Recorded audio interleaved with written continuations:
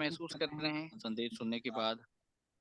क्या महसूस कर रहे हैं आप? सभी लोग की प्रतिक्रिया क्या है जो इस ग्रुप के लोग हैं और लगातार बहुत अपने अच्छा वचन के महसूस द्वारा हमसे बातचीत करते जा रहा है? बहुत अच्छा महसूस कर रहे हैं भैया। और अब ऐसा लगता है कि जो गलत चीज़ है ना, वो हमको वहाँ से जाने से रोकती है। वहाँ वो चीज़ें हमको दिखने लगती है कि जी। ये चीज़ें गलत हो रही है और जो हम सुन रहे हैं वो बहुत सही है। हमको बहुत जी। दुखित करती है, हम बहुत दुःख में रहते हैं वहाँ पे कि यहाँ जी। पर हमको ऐसा महसूस नहीं होता है, और बहुत अच्छा महसूस लगता है। और ऐसा लगता है ज़िंदगी मेरी बदल गई जब से मसीह को पाया है, मिल गई है नई ज़िंदगी जब से मसीह को पाया है। यानी इतना अच्छा लगता है भैया कि आपको बता नहीं सकती हूँ मैं कि हम सही जगह पे अब आ गए हैं। लेट आए हैं मगर सही जगह पे आ गए हैं। ये शिक्षा जो हमको मिल रही है, बहुत अच्छी मिल रही है। खुदा अब आपको धन्यवाद देते हैं, आपके परिश्रम के लिए भी धन्यवाद देते हैं कि प्रभु ने आपको प्रेरित किया भैया। कितने लोग दुनिया में ऐसे हैं जो इन ऐसी शिक्षाओं के लिए प्रभु जी माँगते हैं प्रभु जी। हमने भी माँगा था भैया बहुत पहले, आज हमको मिला। जी। हम आप खुदा अब आपको बहुत धन्यवाद देते हैं, हृदय की गहराइयों से धन्यवाद देते हैं। हमारे पास शब्द नहीं है। हमने जो अकेले में प्रभु से बोला था कि प्रभु जहाँ-जहाँ जाते हैं सब जगह अलग-अलग बातें सुनने को मिलती है और हर लोग अलग-अलग एक-दूसरे की बुराइयाँ और एक-दूसरे की प्रभु के लोग ऐसे थोड़ी ना, जो भेड़ है उनके पास आती है वो क्या समझेंगे ऐसी चीज़ों को। और आपके जी। पास आने के बाद हमको ऐसा नहीं मिला भैया। पंकज भाई और आपके सानिध्य में हमको बहुत ही हमारे जीवन में बहुत ही अच्छा हुआ। हम खुदा आपको बहुत धन्यवाद देते हैं और आपका परिश्रम व्यर्थ न जाए प्रभु यीशु मसीह में। हम जिस योजना के तहत हमें पकड़ा, हम उन कार्यों को करें प्रभु जी, हमको सिखा रहे हैं। हम उसके लिए आपको बहुत धन्यवाद देते हैं भैया, बहुत धन्यवाद देते हैं। आमीन।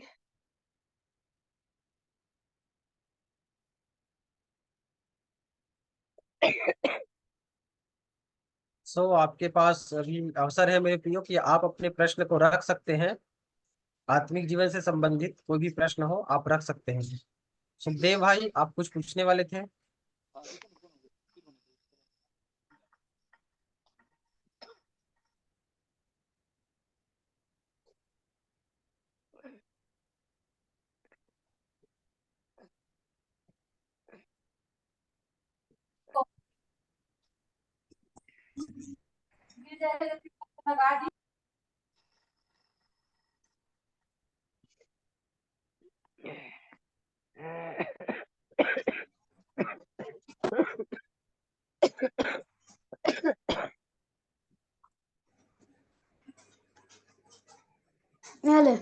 चलिए, जो अपना अनुभव रखना चाहते हैं और जो नए लोग सुन रहे हैं, नए लोग को पहला अवसर होगा। अगर आप कुछ बोलना चाहते हैं, अगर आपके पास आपका कुछ प्रश्न है। अच्छा, कितने ऐसे लोग हैं जो आज पहली बार जुड़ रहे हैं? कोई है तो आप बोल सकते हैं, जो आज पहली बार जुड़ रहे हैं।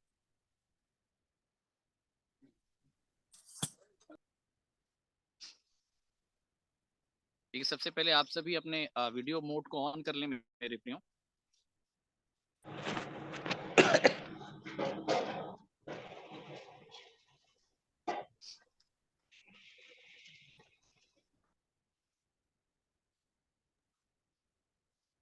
कोई नया नहीं है आज?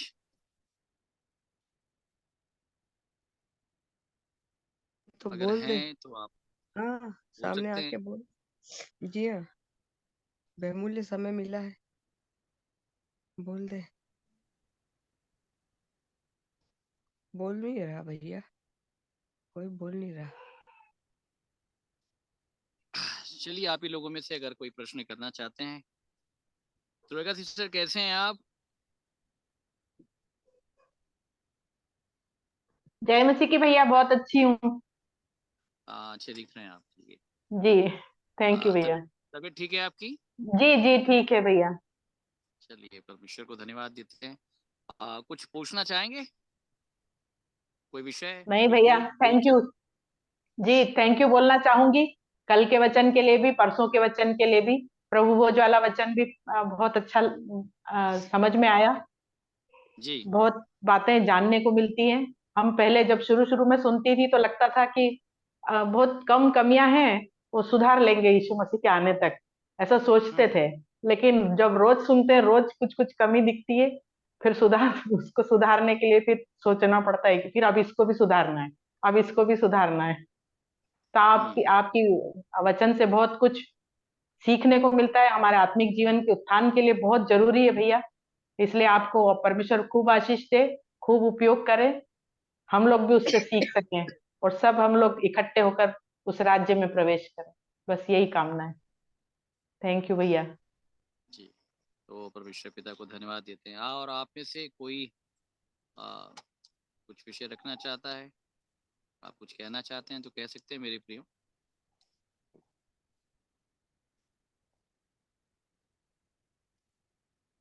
जितने लोग भी आप लोग जुड़े हैं, आप सभी अपने अपने वीडियो मोड को ऑन कर लें, सारे लोग ऑन कर लें ताकि आपस में हम एक दूसरे को देख सकें। और कोई भी विषय है अगर आप रखना चाहते हैं तो आप रख सकते हैं मेरे प्रियो। एक नई बहन मुझे दिख रही है, पूजा सिंह। बहन आवाज सुन पा रहे हैं?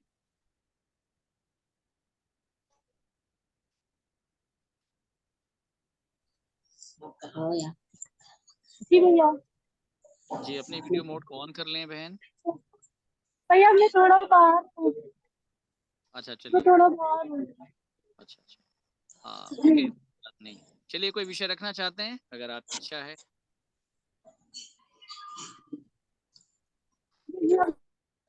आपके पास अगर कोई प्रश्न है तो बिल्कुल रख सकते हैं। जी जी भैया, मैं निर्गमन 33 में से बोल रही हूँ, 21 का आंटी अध्याय। एक मिनट, वो एक बहन है, वो विषय जी रखना चाह रही, फिर आप रखिएगा। जी रखिए पूजा बहन, अगर कोई विषय रखना चाहते हैं तो आप रख सकते हैं। ऑडियो को अपने ऑन कर लें बहन, आपकी आवाज नहीं आ रही है, ऑडियो म्यूट हो गया है। जी जी सॉरी। बस यही है कि आज मैं आप लोगों से जुड़ी और मुझे बहुत अच्छा लगा। और जो मुझे 15 साल से मैं चर्च में जा रही हूँ, 15 साल से, जो मुझे जी मतलब बहुत सारी चीजें जो मुझे नहीं थी, समझ नहीं पाई, कुछ भी था, लेकिन आज वो करण भैया थे और लाल जो बिहारी भैया, वो सब थे, आज मतलब इतना कुछ समझाया, सिखाया, बताया। जी और जो मुझे कभी 15 साल में नहीं हुआ, वो आज मतलब बहुत कुछ सीखने को मिला। जी चलिए जी। प्रभु का धन्यवाद। आमीन, हालेलुया। चलिए, कोई विषय है अगर आपकी ओर से आप जानना चाहते हैं तो आप रख सकते हैं। भैया निर्गमन 33 का 21 बोल रही हूँ मैं। फिर यहोवा ने कहा, सुन, मेरे पास एक स्थान है जहाँ तू उस चट्टान पर खड़ा हो, और जब तक मेरा तेज तेरे सामने होके चलता रहे, तब तक मैं तुझे चट्टान की दराज में रखूंगा। जब तक मैं तेरे सामने से होकर ना निकल जाऊं, तब तक अपने हाथ से तुझे ढांपे रहूंगा। हम्म फिर मैं अपना हाथ उठा लूंगा, जब तू मेरी पीठ को का तो दर्शन पाएगा, परंतु मेरे मुख का दर्शन नहीं मिलेगा। हम्म। क्या बोलना चाह रहे हैं इसके विषय में? मिलाप मिलाप वाले तंबू का है। मूसा मूसा से ठीक परमेश्वर ठीक। पिता मिलता है। प्रिय बहन बात कर रही थी, बहन पूजा, अगर आपके पास कोई प्रश्न है तो आप भी रख सकते हैं, रखना चाहते हैं तो।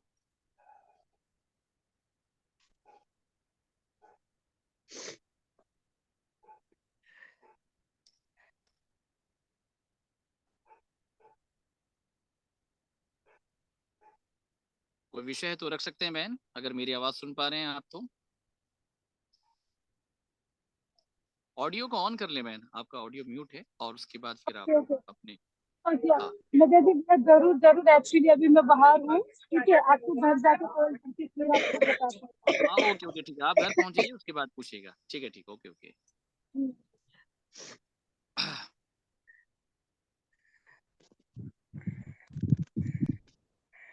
हाँ बताइए आंटी, कौन सा वचन आपने कहा था? निर्गमन 33 भैया मिलाप वाले तंबू का है। निर्गमन 33। जी जी 33 का। 21 से। ठीक है। यहाँ पे परमेश्वर ने मूसा से ये कहा था, जी हाँ। क्योंकि मूसा जो है जी वो परमेश्वर के मुख का दर्शन करना चाहता है। जी। ठीक है। जी हाँ। परंतु परमेश्वर ने ये कहा कि मनुष्य मेरे मुख का दर्शन नहीं कर सकता। जी ठीक है। जी। क्योंकि मनुष्य मेरे मुख का दर्शन करके जीवित नहीं रहेगा। जीवित नहीं रह सकता। बहुत बड़ा जी। विषय है कि मनुष्य मेरे मुख का दर्शन करने के बाद जीवित जीवित नहीं रह नहीं रहेगा। पाता। जी ठीक है। जी। और तब परमेश्वर ने एक उपाय मूसा से कहा कि सुन, मेरे पास एक स्थान है। जी। मेरे पास क्या है? एक स्थान है। एक स्थान है जहां तू उस चट्टान पर खड़ा हो। कहाँ पर खड़ा हो? चट्टान पर खड़ा हो। चट्टान पर खड़ा हो। और जब तक मेरा तेज सामने होके चलता रहे तब तक मैं तुझे चट्टान की दरार में रखूंगा। कहाँ रखूंगा? चट्टान की दरार में रखूंगा। दरार में। और जब तक मैं तेरे सामने से होकर ना निकल जाऊं जी तब तक अपने हाथ से तुझे ढापे रहूंगा। जी। फिर मैं अपना हाथ उठा लूंगा, तब तू मेरी पीठ का तो दर्शन पाएगा, परंतु मेरे मुख का दर्शन तुझे नहीं मिलेगा। जी तो विषय खैर बहुत बड़ा है।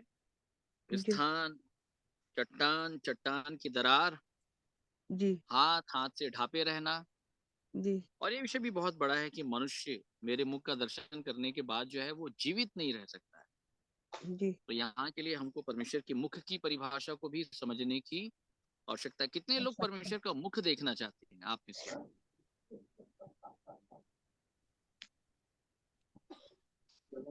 कितने लोग हैं परमेश्वर का मुख देखना चाहते हैं? बोलिए, बोलिए, कितने लोग देखना चाहते हैं?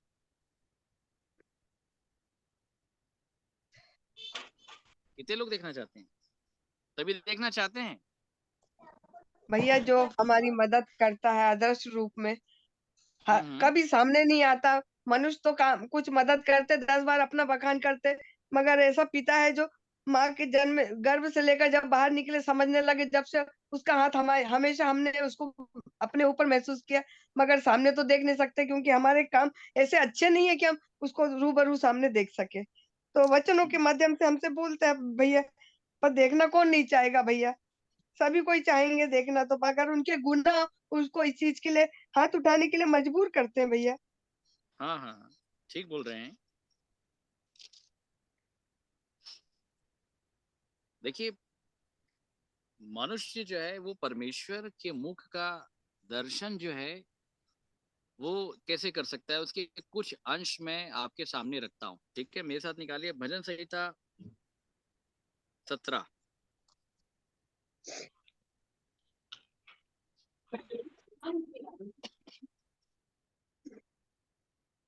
17 का 15 से पढ़िएगा। परंतु मैं तो धर्मी होकर तेरे मुख का दर्शन करूंगा, जब मैं जागूंगा तब तेरे स्वरूप से संतुष्ट होऊंगा। जी, एक बार फिर से पढ़ें।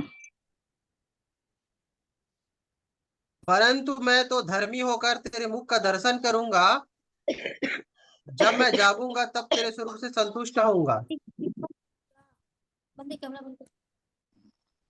जब मैं जागूंगा तब तेरे स्वरूप से संतुष्ट। संतुष्ट हो जाऊंगा। ठीक है। अच्छा, आप में से यहाँ से जितने लोग अपने ऑडियो को ऑन रखे हैं ना, आप लोग अब सब अपने ऑडियो को म्यूट कर दें। केवल साउंड कम मत करें, ऑडियो को म्यूट कर लेनी तो वो क्लैश करेगा। ठीक है। हाँ, ठीक ठीक, आवाज आ रही है? क्लियर है? ठीक है। तो मेरे प्रियो, परमेश्वर का वचन ये कहता है, दाऊद भजनकार ये कहता है कि मैं तो धर्मी हो करके तेरे मुख का दर्शन करूंगा, और जब मैं जागूंगा तब तेरे स्वरूप से क्या हो जाऊंगा? संतुष्ट हो संतुष्ट जाऊंगा। हो जाऊं। तो परमेश्वर के मुख का दर्शन करने के लिए आपको क्या बनना होगा? धर्मी। बताइए। धर्मी।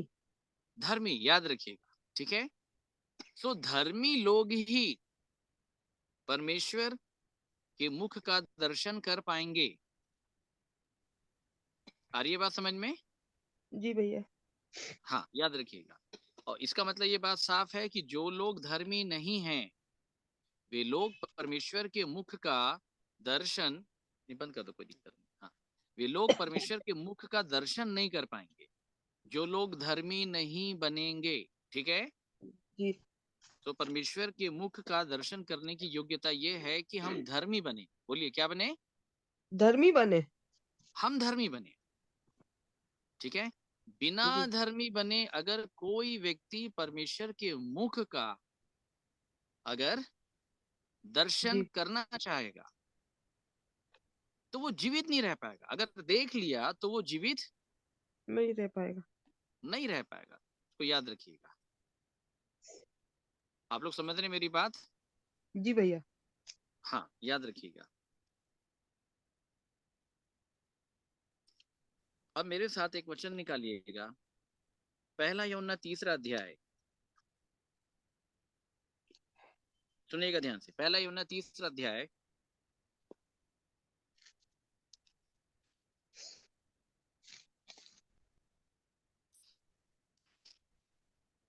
3 का 2 से पढ़िएगा। हे प्रियो, अब हम परमेश्वर की संतान हैं, और अभी तक यह प्रकट नहीं हुआ कि हम क्या कुछ होंगे। हाँ। इतना जानते हैं कि जब वह प्रकट होगा तो हम उसके समान होंगे, हम्म। क्योंकि उसको वैसा ही देखेंगे जैसा वह है। आमीन, हालेलुया। आप समझ पा रहे हैं? जी भैया। अच्छा, परमेश्वर को कौन देख सकता है?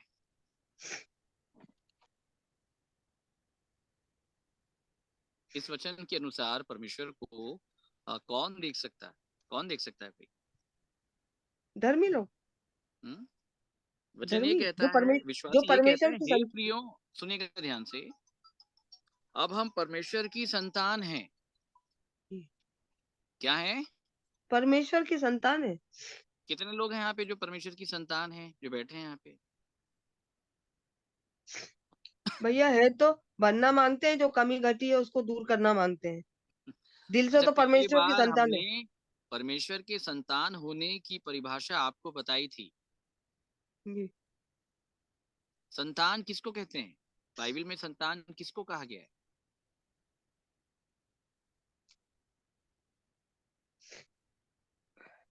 किसको कहा गया है? इसको निकालिएगा, इसको खुला रखिए, ठीक है।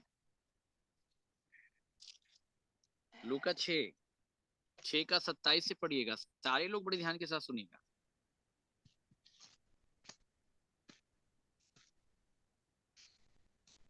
6 का 27 लूका, पढ़ें।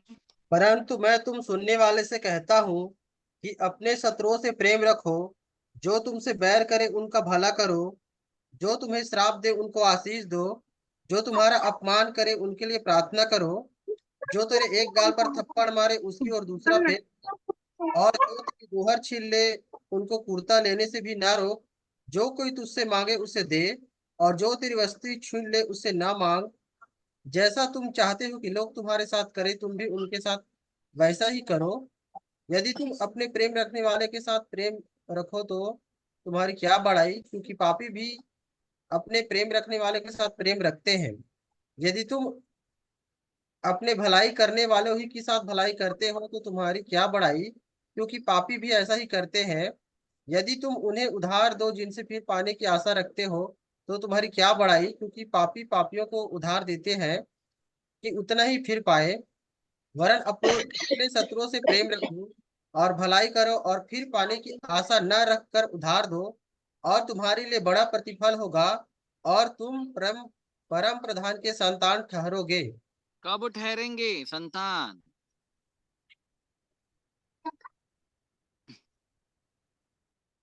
अच्छा, ये बातें हिम्मत। आप पाते हैं, जितनी बातें मैं पढ़वाया हूँ आपसे, जी लूका 6 का 27 से ले करके ये पूरा 36 तक, 36 जी तक, जी इतना सब करोगे, तब उसके बाद प्रभु यीशु मसीह ने कहा कि तुम परम प्रधान की संतान ठहरोगे। संतान ठहरोगे। जी अब बताओ, इस आधार पे कितने लोग अपने आप को बोल सकते हैं कि मैं संतान हूँ? इसमें से कुछ भी देखिए, कम होएगा क्राइटेरिया तो। बड़ा अलग है। जी हाँ, इसमें से कुछ शत्रुओं भी से कम प्रेम नहीं हो होएगा। पा रहा है, शत्रुओं से जी प्रेम नहीं हो पा रहा है, शत्रुओं से तो बहुत दूर की बात है, हम परिवार वालों से प्रेम नहीं कर पा रहे। जी ठीक है, भाई बहन का जी आपस में प्रेम नहीं है, पति पत्नी का नहीं है, माता पिता का बच्चों के साथ नहीं है, बच्चों का माता पिता के साथ नहीं है। ठीक है, और भी बहुत सारे हमारे ब्लड रिलेशन है। हो सकता है कि प्रॉपर्टी के कारण, संपत्ति के कारण, जायदाद के कारण तनाव चल रहे हो, बहुत सारे विषय वस्तु हो सकते हैं मेरे प्रिय। तो शत्रुओं से प्रेम करना तो बहुत दूर की बात है। हम उनसे प्रेम नहीं कर पा रहे हैं जिनके साथ हमारा खून का संबंध है, जो परमेश्वर ने दिया है। जब हम कहते हैं ना कि भाई है, बहन है, माता है, पिता है, चाचा है, चाची है, दादा है, दादी है, नाना है, नानी है, और जितने रिलेशन होते हैं, आप समझ रहे हैं मेरे प्रिय। तो यहाँ शत्रुओं से प्रेम करना तो बहुत दूर की बात हो गई। प्रभु यीशु मसीह ने ये कहा कि जो तुमसे बैर करे उनका भला करो, तुम्हें जो श्राप दे उनको आशीष दो, जो तुम्हारा अपमान करे उनके लिए प्रार्थना करो। कहाँ कर पा रहे हैं आज? कहाँ कर पा रहे हैं आज? बाइबल बताती है कि अधर्म के बढ़ने से बहुतों का प्रेम क्या हो जाएगा? ठंडा ठंडा हो हो जाए। जाएगा। ठंडा हो जाएगा। अभी हमारे यहाँ रायपुर में बहुत बड़े विरोध की सभा हुई मसीह समाज की ओर से, और मुझे बड़ा दुख हुआ। अपनी बात रखना कोई बुरा विषय नहीं है, पर आप शालीनता से बात रखें। पूरे बैरिकेड्स को पादरी पास्टरों ने, सेवकों ने बैरिकेड्स को तोड़ दिया, पुलिस वाले को धक्का देकर के आप आगे जा रहे हैं। हम क्या साबित करना चाह रहे हैं? अच्छा, अब मसीह समाज क्या नारा लगाने लग गया है? बस बहुत हो गया, हम नहीं सहेंगे।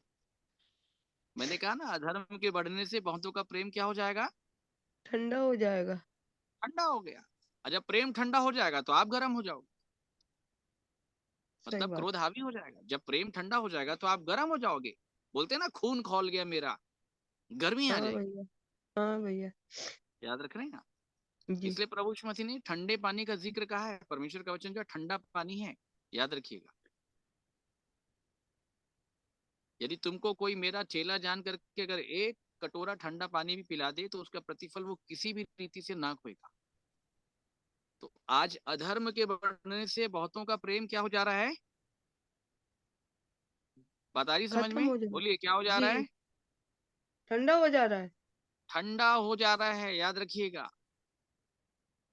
ठीक है, और उसके बाद लोग, अच्छा अब उनसे पूछो जो लोग ये काम कर रहे हैं, अब उनको एक बार पहाड़ी उपदेश आप सुना दो आप, वो बड़े क्रोध से बोलेगा बंद करो। हम्म, आप ऐसी भीड़ में जाकर के एक बार आप पहाड़ी उपदेश को आप सुना दीजिएगा, तो वो जी जो विरोध करने के लिए जा रहे हैं, पहले आपको पकड़ के वहीं पीट डालेंगे। बोलेगा लेक्चर देने आए हो यहाँ पे, हमारे साथ ये हो रहा है, वो हो रहा है, और तुम हमको यहाँ लेक्चर देने आओ। अरे लेक्चर हम नहीं दे रहे हैं भाई साहब, आप जिस परमेश्वर का नाम लेकर के आप लड़ाई करने के लिए आप जा रहे हो ना, लेक्चर उसका है। हम्म, तो बात आ रही समझ में मेरे प्रियो? जी भैया। हाँ, तो इससे प्रभु यीशु मसीह का नाम अच्छा होगा कि खराब होगा?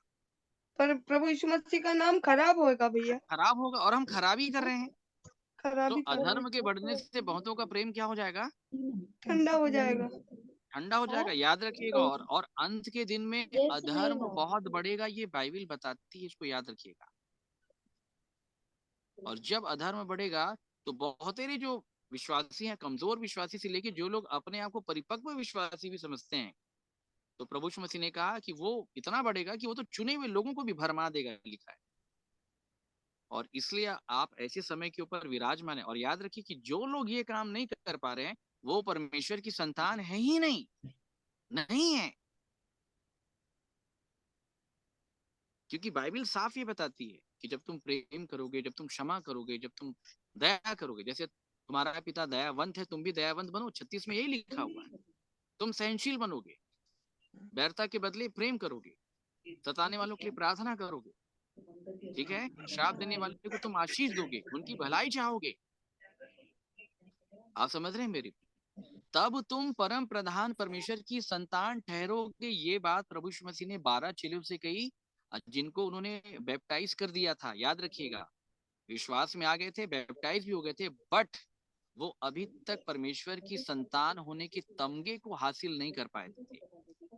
इसका मतलब ये बात साफ है कि परमेश्वर की संतान होना अपने आप में एक बहुत बड़ा औदा है, बहुत बड़ा विषय है, और ये विषय साधारण नहीं है, हल्का नहीं है मेरे प्रियो। याद रखिएगा,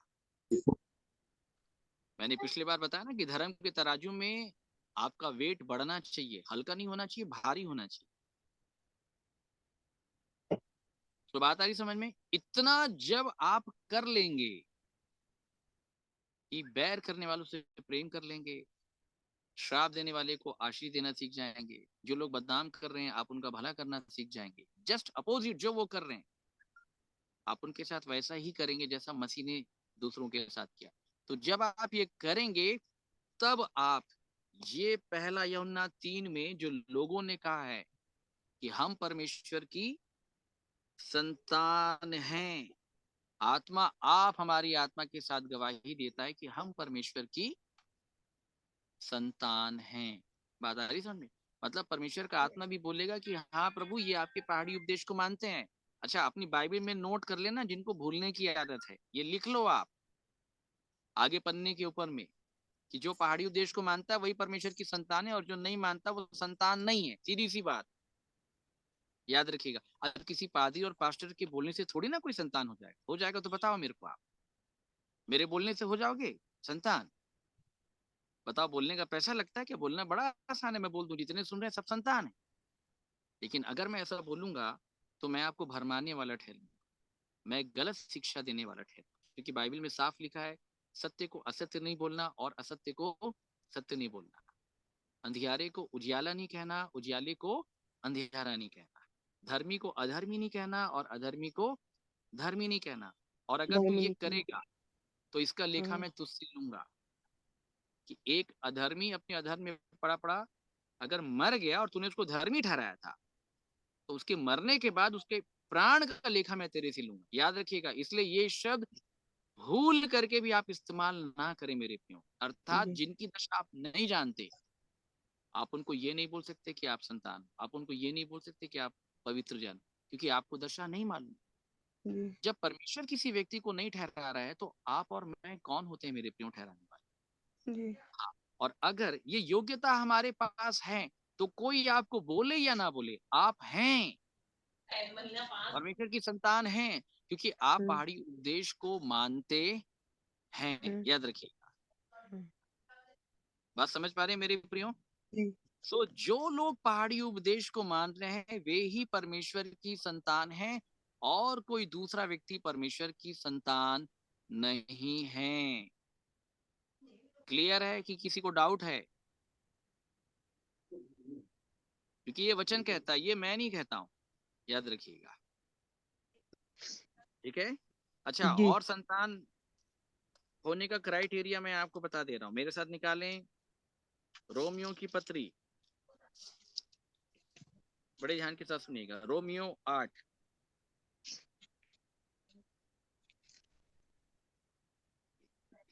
8 का 16 से पढ़ें। आत्मा आप ही हमारी आत्मा के साथ गवाही देता है कि हम परमेश्वर की संतान हैं। संतान हैं, और आगे, और यदि संतान है तो वारिस भी। अगर संतान वरन नहीं बने तो आप वारिस नहीं हैं। आप भूल जाओ, ये बोलना बड़ा आसान है कि परमेश्वर ने हमको स्वर्ग की आशीष दे दी, ये मालूम नहीं है किसी को, नॉलेज नहीं है, और शैतान के वर, द्वारा आपको गुमराह किया जा रहा है कि आप परमेश्वर की संतान हैं, आप वारिस हैं, आप उसके पुत्र हैं, स्वर्गीय स्थानों में आपको हर प्रकार की आशीषें दे दी। अरे क्राइटेरिया लिखा हुआ है, योग्यता लिखी हुई है, इसलिए मैं बार बार कहता हूँ ना, आप में से बहुत सारे लोगों के पास घर में 4 व्हीलर होगा, है बहुत लोग के पास होगा, 4 व्हीलर है, होगा बहुत है लोग के भैया। पास। ठीक है, हाँ भैया। आप लोगों ने हाँ, अपने घर के 4 व्हीलर के ऊपर में लाल बत्ती लगाई है आप लोगों नहीं ने? लगाई। लाल बत्ती क्यों नहीं लगाई भाई? कलेक्टर साहब तो लगा के घूम रहे हैं, आप भी लगा लो ना, क्या दिक्कत है? वो इंसान है, आप हम्म, भी इंसान हो। नहीं भैया, नहीं लगा सकते, अधिकारी अरे थोड़ी लगा ना है के तो हम। देखो एक बार, क्या दिक्कत है? अरे हम भाई साहब है, हम आपको बोल रहे हैं लगा लो आप। अच्छा, लगा सकते हो? नहीं लगा सकते। नहीं सकते। नहीं लगा सकते। शासन आप मेरी शासन बात का नहीं है। मानेंगे। देखो, मैं आपके लिए बहुत कुछ हो सकता हूँ, परमेश्वर का सेवक, लेकिन जब बात ये आती है ना, तो आप नहीं मानोगे। क्यों नहीं मानोगे? आप बोलोगे भैया गलत बोल रहे हो। लाल बत्ती वही लगा सकता है जो कलेक्टर होगा, जो शासकीय अधिकारी होगा, उस ओहदे का होगा, उसी को लाल बत्ती की अथॉरिटी है। जिला पंचायत सदस्यों का जो अध्यक्ष होगा उसको लाल बत्ती की अथॉरिटी है, जो कलेक्टर होगा उसको लाल बत्ती की अथॉरिटी है। आ रही है बात समझ में? तो अगर आप जी हैं भैया। तो आप लाल बत्ती लगा सकते हैं, अगर आप नहीं है तो नहीं लगा सकते भाई। अच्छा, अगर लगा लिए जबरदस्ती ना, तो उसको उठा करके, आपको उठा करके अंदर कर दिया जाएगा, अपराध हो गया वो। जी। आ रही है बात समझ में? तो जी। संसार के ऊपर में इतना नियम कानून है, लाल बत्ती को लेकर के, पद को लेके, तमगे को लेकर के, तो क्या आत्मिक जीवन में नियम कानून नहीं है? बहुत नियम कानून है मेरे प्रिय। जी भैया। अच्छा, हमको कोई भी तमगा दे दिया जाता है, हमको आत्मिक जीवन का नियम नहीं मालूम ना, कि आत्मिक जीवन में लाल बत्ती किसको लगाना है, नहीं मालूम है। तो पाई साहब लगवा रहे हैं सबको लाल बत्ती। आई बात समझ में? जी भैया। हाँ, अर्थात तुम परमेश्वर की संतान हो, तुम परमेश्वर की प्रजा हो, तुम परमेश्वर के पुत्र हो, तुमको परमेश्वर ने आशीष दे दी, तुम अब्राहम की संतान हो, वरन तुम अब्राहम हो, तुम उसका स्वरूप हो, तुम उसकी समानता हो। अच्छा, इसके पीछे जो परमेश्वर ने योग्यता ठहराई है, इसका जिक्र कौन कर रहा है? इसका जिक्र कोई नहीं कर रहा है। तब यहां से शिक्षा गलत हो जाती है, इसे अधूरी शिक्षा कहते हैं। और बाइबल ये बताती है कि जब सर्व सिद्ध आएगा तब अधूरा क्या हो जाएगा? मिट जाएगा। मिट जाएगा। इसको याद रखिएगा। तो आप समझ रहे हैं मेरे प्रियो? जी भैया। कौन है परमेश्वर की संतान? जो शत्रुओं से प्रेम रखता है, जी। बैर करने वालों का भला करता है, श्राप देने जी। वालों को क्या देता है? आशीष देता है। आशीष देता है। आ रही है बात समझ में? ठीक जी है। भैया। उधार दे जी। करके वापसी की आशा नहीं करता। नहीं रखता। अपने बैर नहीं करने वालों रखता। से भी क्या रखता है? प्रेम रखता है। नहीं करता है। तब तुम परम प्रधान की संतान ठहरोगे, लिखा जाए वैसा कर लोगे। उसने चेलों को क्यों नहीं बोला? प्रभु यीशु मसीह ने, वो तो विश्वास में आ गए थे, उनका जी। बपतिस्मा हो गया था। क्यों उनको नहीं कहा कि तुम परम प्रधान परमेश्वर की संतान? वो बता दिया भाई ये करना पड़ेगा, ये करोगे देन उसके बाद आप परमेश्वर की संतान हो। और जब आप परमेश्वर की संतान हो जाओगे, पहाड़ी उपदेश को मानने के बाद, तब वारिस होने का तमगा मिलेगा। क्या होने का? वारिस होने का। वारिस होने का। नहीं तो आप भूल जाओ, वारिस कोई नहीं है। वो आया था धनवान व्यक्ति, अनंत जीवन का वारिस होने के लिए मैं क्या करूं, उसको तमगा नहीं मिला। बात समझ रहे हैं मेरे प्रियो? जी भैया। जब परमेश्वर फाइनल जजमेंट सुनाएगा ना, तो बाइबल खोल करके सुनाएगा। फिर आप बोलेंगे हमको तो मालूम है नहीं, तो परमेश्वर आप ही को बोलेगा क्या कर रहे थे तुम? बाइबल मैंने तुमको क्या अलमारी में रखने के लिए दिया था? क्या बोलोगे आप? बस रात में एक ठो वचन पढ़ने के लिए दिया था नहीं। कि पूरा सपना नहीं। है, भूत प्रेत से बचना है, तो अपने सिरहाने के नीचे रख लेना, तकिए के नीचे डाल करके सो जाना। उसके लिए मैंने तुमको दिया। नहीं, ऐसा नहीं। क्या कहा है परमेश्वर ने? यही कहा है। उसको मैं क्या चाहता हूँ? ये रात सारे दिन होम उसका बलि, मेल बलि, जितने बलिदान, इन सारी चीजों से हट करके मैं ये चाहता हूँ कि मेरी प्रजा, मेरे लोग मेरा ज्ञान रखें। क्या जी, रखें? मेरा ज्ञान रखे। मैं कहता क्या हूँ भाई? मैं आपको वही तो सुना रहा हूँ कि परमेश्वर कहता क्या है। समझ पा रहे हैं आप? जी भैया। और इसलिए बाइबल को जानिए। तुम सत्य को जानोगे, वो सत्य तुमको क्या करेगा? स्वतंत्र स्वतंत्र करेगा। करेगा। इसको याद रखिएगा, सत्य का जब प्रकटीकरण होता है तो केवल 2 विषय घटित हो सकते हैं किसी भी मनुष्य के सामने। ठीक है? जी। जब सत्य का प्रकटीकरण होगा तो 2 विषय घटित हो। पहला विषय, या तो वो सत्य अगर आप अच्छे हैं तो अच्छा बताएगा, या तो वो सत्य अगर आप बुरे हैं तो क्या बता देगा? आप बुरे हो। बुरा बुरा बताएगा। आप जैसे हैं वो वैसा आपको बता देगा। 2 बातें घटित होगी। आप जैसे हैं, आप प्लस में हैं तो प्लस बताएगा, आप माइनस में हैं तो आप माइनस बताएगा। आप काले हैं तो काला बताएगा, आप सफेद हैं तो सफेद बताएगा, आप अंधकार में हैं तो अंधकार बताएगा, आप प्रकाश में हैं तो प्रकाश दिखाएगा। आ रही है बात समझ में? जी भैया। परमेश्वर के वचन का जो सत्य है, जब वो मनुष्य के सामने जब प्रकट होता है, तो वो उसके धार्मिकता की असलियत को खोल के रख देता है। तभी ना परमेश्वर के वचन को सुनने के बाद विलाप कर रहे हैं कि प्रभु हम कहाँ हैं। मैंने कुछ नहीं कहा, मैंने ना किसी को धर्मी ठहराया, ना मैंने किसी को अधर्मी ठहराया, परंतु मैंने आपको ये बताया कि बाइबल अगर किसी को धर्मी बोलती है तो धर्मी के पीछे की योग्यता क्या है। बाइबल अगर किसी को विश्वासी बोलती है तो विश्वासी ठहराने के पीछे वो योग्यता क्या है। बाइबल अगर किसी को पवित्र जन ठहराती है तो पवित्र जन ठहराए जाने के पीछे योग्यता क्या है।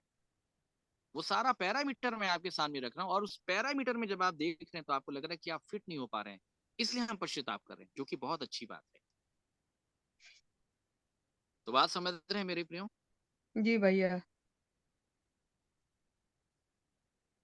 हम परमेश्वर की संतान हैं। ये जब यूहन्ना के लोगों ने कहा, सुनिएगा बड़े ध्यान के साथ, तो वो संतान थे कि नहीं? बिल्कुल संतान थे, इसलिए उन लोगों ने कहा। ठीक है, जी। और आगे। और यदि संतान है तो वारिस भी, वरन हाँ, परमेश्वर के वारिस और मसीह एक के मिनट, संगी यहाँ यहाँ वारिस यहाँ है। पहला यूहन्ना 3 से पढ़े। हाँ, पहला यूहन्ना 3, अच्छा अच्छा। पहला यूहन्ना पहला ये। 3। हाँ, जी। 3 का 2 से पढ़ा था। हे प्रियो, अब हाँ, हम परमेश्वर की संतान हैं, और अभी तक यह प्रकट नहीं हुआ कि हम क्या कुछ होंगे। इतना हम्म। जानते हैं कि जब वह प्रकट होगा तो हम उसके जब वो, साथ अच्छा एक बार ये ध्यान के साथ सुनना, जब वो क्या होगा? प्रकट होगा। जब वो प्रकट प्रकट होगा होगा, तब तब हम उसके समान होंगे। तब हम उसके समान होंगे। के समान होंगे बोल रहा है। जब वो क्या होगा? प्रकट होगा। जब वो प्रकट होगा तब हम उसके समान होंगे लिखा है। मतलब अगर वो प्रकट नहीं होगा तो आप उसके समान नहीं बन पाएंगे। जी।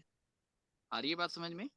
जी। ठीक है, तो जब जी। वह प्रकट होगा तब हम उसके समान समान होंगे। होंगे। क्यों होंगे?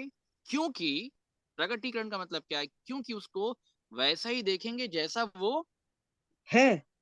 है। मतलब उसको देखने के लिए उसके समान होना पड़ेगा। बात आ रही समझ में?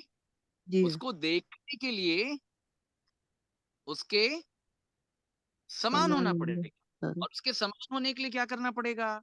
देखिए, जो उसका समान हो गया ना, वो उसके मुख का जी। दर्शन कर, तो उसको देखने के लिए उसके समान होना पड़ेगा, और उसके समान होने के लिए क्या करना पड़ेगा? उसको वैसा ही देखेंगे जैसा वह है। उसको देखने के लिए क्या करना पड़ेगा? उसके देखने क्या लिखा हुआ है कि जैसा वो देखने के लिए पवित्र उसके है। समान होना पड़ेगा, और उसके जी। समान होने के लिए क्या करना पड़ेगा? जैसा वह पवित्र है, हमको भी पवित्र बनना पड़ेगा। लिखा है कि जब वो प्रकट होगा तब हम उसके समान हो जाएं। जी हाँ। ठीक है, जी हाँ।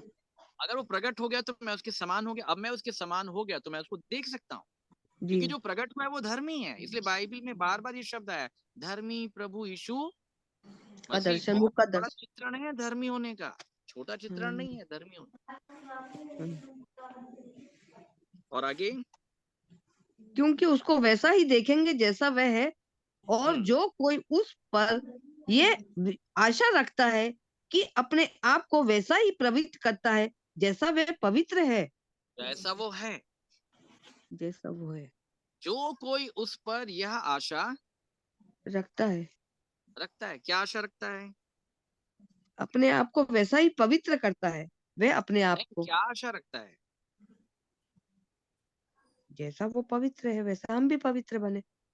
उसके जो समान होने के लिए। उसके देखने समान। की आशा रखता है। अच्छा, किसकी देखने आशा? की आशा रखता देखने देखने की। की आशा रखता है। जी आ रही है बात समझ में? जी। वह जी अपने आप को वैसा ही पवित्र करेगा जैसा वो है। पवित्र है। इसलिए इब्रानियों की पत्री में लिखा हुआ है कि उस पवित्रता के खोजी हो जाओ। उस पवित्रता के बिना कोई भी उसके पास जा नहीं पाएगा, उसको देख नहीं पाएगा। तो जो कोई उसके ऊपर ये आशा रखता है कि मैं उसको देखूंगा, वो जैसा है मैं उसको एज इट इज वैसा ही देखूंगा, तो वह अपने आप को वैसा ही पवित्र करने में लग जाएगा जैसा वह है। पवित्र है। याद रखिएगा। आ रही है बात समझ में? जी भैया। और वो तब उसके बाद परमेश्वर के मुख का दर्शन कर पाएगा, अन्यथा उससे पहले परमेश्वर के मुख का दर्शन वो नहीं कर सकता। याद रखिएगा। बता रही समझ में मेरे प्रियो? जी भैया। हाँ। उससे पहले अगर कोई देखना चाहता है, अगर कोई देखेगा, तो बाइबल में ये विषय, ये बात एकदम साफ और स्पष्ट लिखी हुई है। याद रखिएगा कि बिना धर्मी हुए अगर कोई मेरे को देखना चाहेगा तो मनुष्य मेरे मुख का दर्शन करने के बाद मर जीवित जाएगा, नहीं रह पाएगा। जीवित बिल्कुल नहीं रहेगा। सनातन परमेश्वर की शुरू से ये इच्छा और उसकी योजना रही है, आओ हम मनुष्य को अपने स्वरूप के अपने अनुसार समानता अपनी बनाए, समानता में समानता में बनाए। समानता में बनाए। इसलिए प्रभु यीशु मसीह ने बार बार कहा, जैसा तुम्हारा स्वर्गीय पिता है वैसे बनो, वैसे बनो। और तब तो उसके सामने खड़े हो पाओगे। इसलिए तो बाइबल में लिखा है कि जब वो आए तो मनुष्य के पुत्र के सामने तुम खड़े होने के योग्य बनो। बन जाओ, बनो। और दुष्ट लिखा है वो परमेश्वर के सामने खड़े नहीं हो सकता, वो ठहर नहीं सकता परमेश्वर के सामने, परमेश्वर के वचन के सामने, उसकी आज्ञाकारिता के सामने, उसके जी नियम कानून के सामने। जी। तो याद रखिएगा कि जो विश्वासी परमेश्वर के नियम कानून के मानने वाले हैं ही नहीं, वो उसके सामने खड़े ही नहीं हो पाएंगे, वो बात नहीं कर पाएंगे उसके सामने। बात आ रही समझ में मेरे प्रियो? जी भैया। हाँ, याद रखिएगा। तो अगर उसके मुख का दर्शन करना है तो दाऊद ये कहता है कि मैं धर्मी हो करके उसके मुख का क्या करूंगा? दर्शन दर्शन करूंगा, करूंगा। दर्शन करूंगा। क्या हो करके? धर्मी होकर के। धर्मी होकर। हाँ, धर्मी होकर के मुख का दर्शन करूंगा। एक वचन और निकालिए। अच्छा, अब दर्शन से क्या होगा? भजन संहिता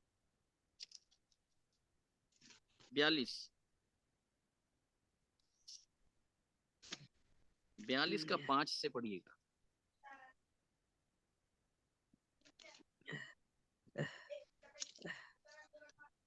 हे मेरे प्राण, तू क्यों गिर जाता है? तू गिरा अंदर ही जाता है। आगे। हे मेरे प्राण, तू क्यों गिर जाता है? तू अंदर ही अंदर क्यों व्याकुल है? हाँ, परमेश्वर पर आशा लगाए रहा, क्योंकि मैं उसके दर्शन से उद्धार पाकर फिर उसका धन्यवाद करूंगा। आई बात समझ में? जी। मैं उसके दर्शन से क्या पाकर? उद्धार उद्धार। पाकर। हाँ, मतलब उसके दर्शन में पूर्ण उद्धार है। कितना, कैसा उद्धार है? पूर्ण उद्धार है। पूर्ण उद्धार। अब बताओ, जिसने दर्शन नहीं पाया वो बोलता है मेरा उद्धार हो गया। बात आ रही समझ में? इसलिए पहला यूहन्ना में कहा गया कि उस जीवन के वचन के विषय में जो आदि से था, जिसे हमने सुना, जिसे हमने देखा, जिसे हमने ध्यान से देखा, और फिर उसके बाद हमने हाथों से छुआ, और यह जीवन प्रकट हुआ, हम उसकी गवाही देते हैं। कौन है उसके गवाह? अरे उसको देखने वाले गवाह हैं भाई। कौन है गवाह उसके? देखने वाले। याद रखिए, देखने वाले। जिन्होंने वचन सुना, ठीक है, जी ध्यान से सुना, देखा, ध्यान से देखा, फिर हाथों से छुआ, उसके बाद जीवन प्रकट हुआ, लिखा है, और हम उसकी गवाही देते हैं, ये लिखा है पहला यूहन्ना। जी। तो गवाह कौन है? हम हम है, ये देखने वाले भाई, देखने उसी वाले। देखने उसी वाले में लोग। हम क्या करने वाले लोग? देखने देखने वाले। वाले। देखने वाले लोग, ठीक। हाँ, याद रखिएगा। और जो देखेंगे उसको, उसके मुख का दर्शन जो लोग करेंगे, ठीक है, जी। तो दाऊद ये कहता है कि मैं उसके दर्शन से क्या पालूंगा? उद्धार पालूंगा। उद्धार बोलिए क्या पालूंगा, पालेंगे? उद्धार पालूंगा। उद्धार। ज्योति के दर्शन से अंधकार मिट जाता है। ज्योति के पूर्ण दर्शन से अंधकार का पूर्ण अस्तित्व खत्म हो जाता है, ठीक है। तब जी जब एक विश्वासी परमेश्वर के मुख का पूर्ण दर्शन जब कर लेता है, तब उसके जीवन से अंधकार अर्थात पाप, अपराध और हर प्रकार के अनैतिक काम, दैहिक काम, शरीर के काम, सारे कामों का नाश हो जाता है आमीन, उसके वास्तविक स्वरूप के प्रगटीकरण से। आमीन। ये मेरे कहने के अनुसार नहीं है, ये परमेश्वर का वचन कहता है। यही पहला यूहन्ना में कहता है। निकालें एक बार, पहला यूहन्ना 3 का 8 से पढ़ें।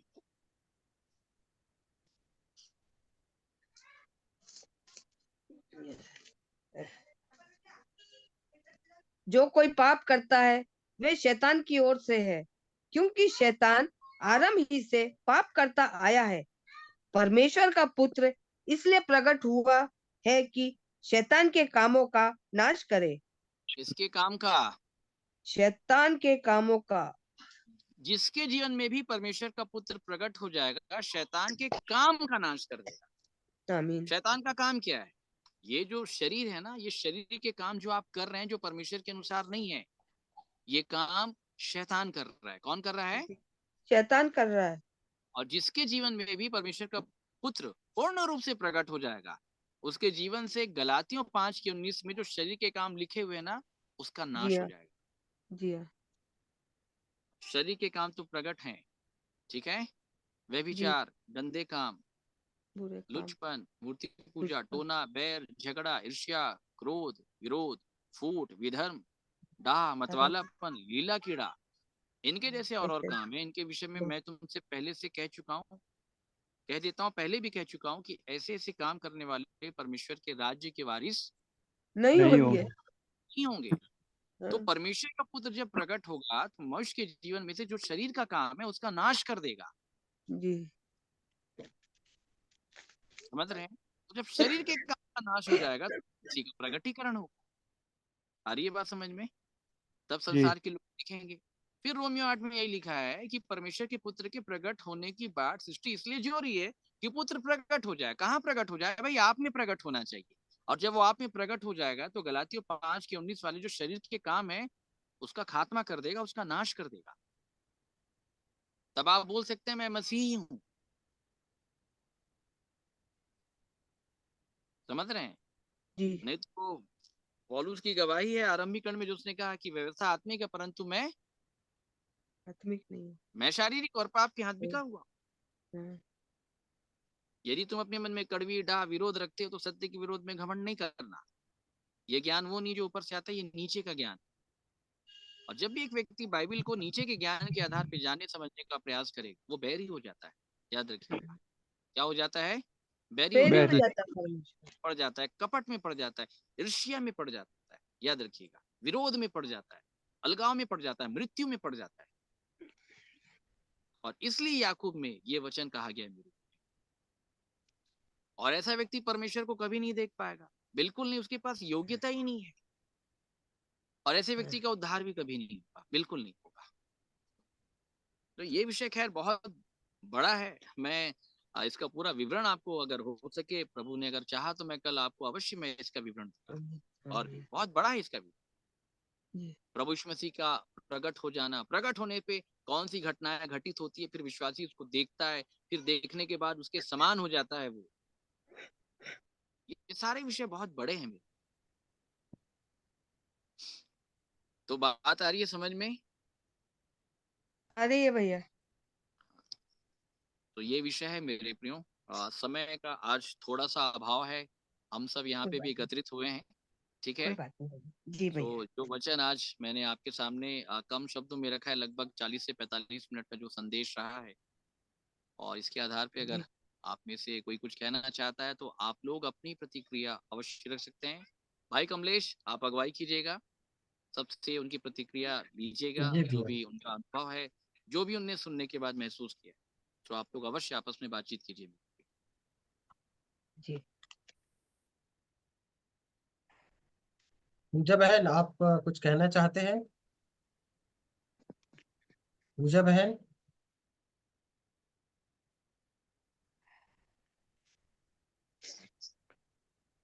पूजा बहन, आप कुछ कहना चाहते हैं?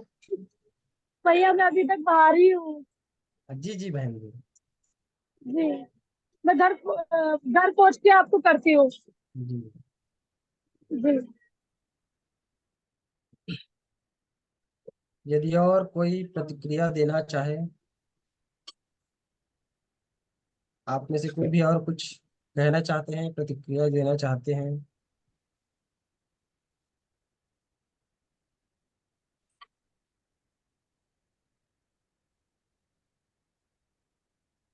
लता दीदी जय मसीह की, आप सुन पा रहे हैं मुझे? लता दीदी जय मसीह की,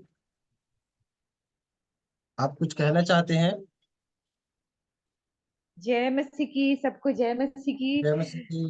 मैं संदेश पूरा सुनी हूँ। धन्यवाद आप सबों जय को, मसीह की। धन्यवाद। भाई को भी बहुत धन्यवाद। थोड़ा सा थोड़ा सा मैं व्यस्त हो गई, तो मैं आज का संदेश भी अद्भुत रहा, और प्रभु को महिमा मिले। Thank you so much.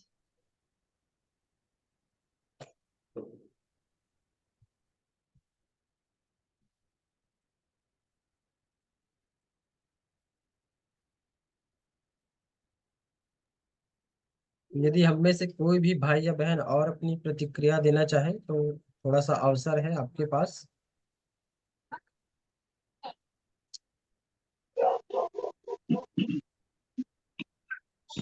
प्रभु का धन्यवाद हो आज के दिन के लिए और इस सुंदर अवसर के कि हमने भाई के द्वारा जीवित कलाम को सुना।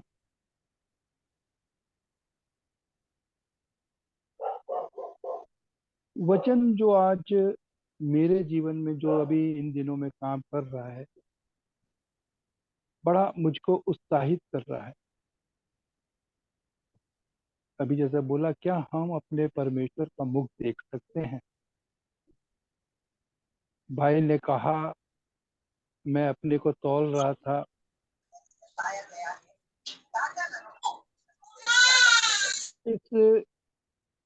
इस इन सारी बातों को मैं अपने जीवन में ले रहा था।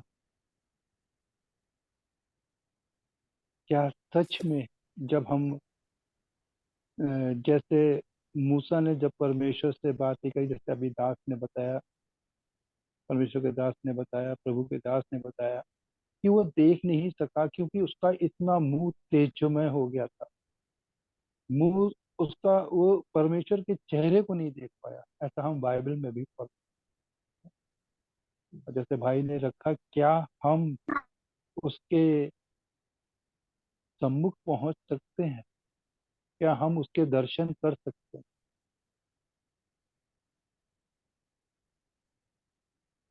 मैंने, जैसे मैंने पहले भी इस बात को कहा था और एक बार फिर भी कहूंगा कि बढ़ने की हम कोशिश कर रहे हैं। मेरे को एक अभी वचन, अभी मेरे जो घर में हम लोग आपस की मीटिंग करते हैं, हमने वहां पर पहला कुरिन्थियों और तीसरा अध्याय में पढ़ा, जहाँ पौलुस लिखता है। उस वचन को मैं आप लोग के सम्मुख रखना चाहता हूँ क्योंकि वचन ने ही मेरे को इस बात का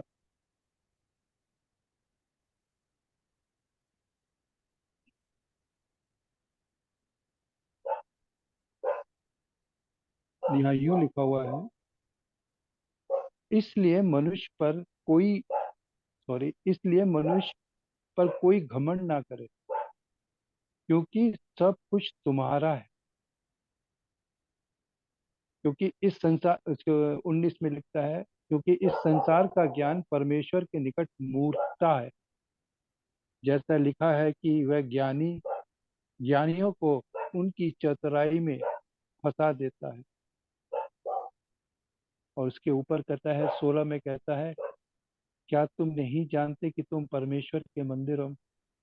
ये वचन क्या तुम नहीं जानते?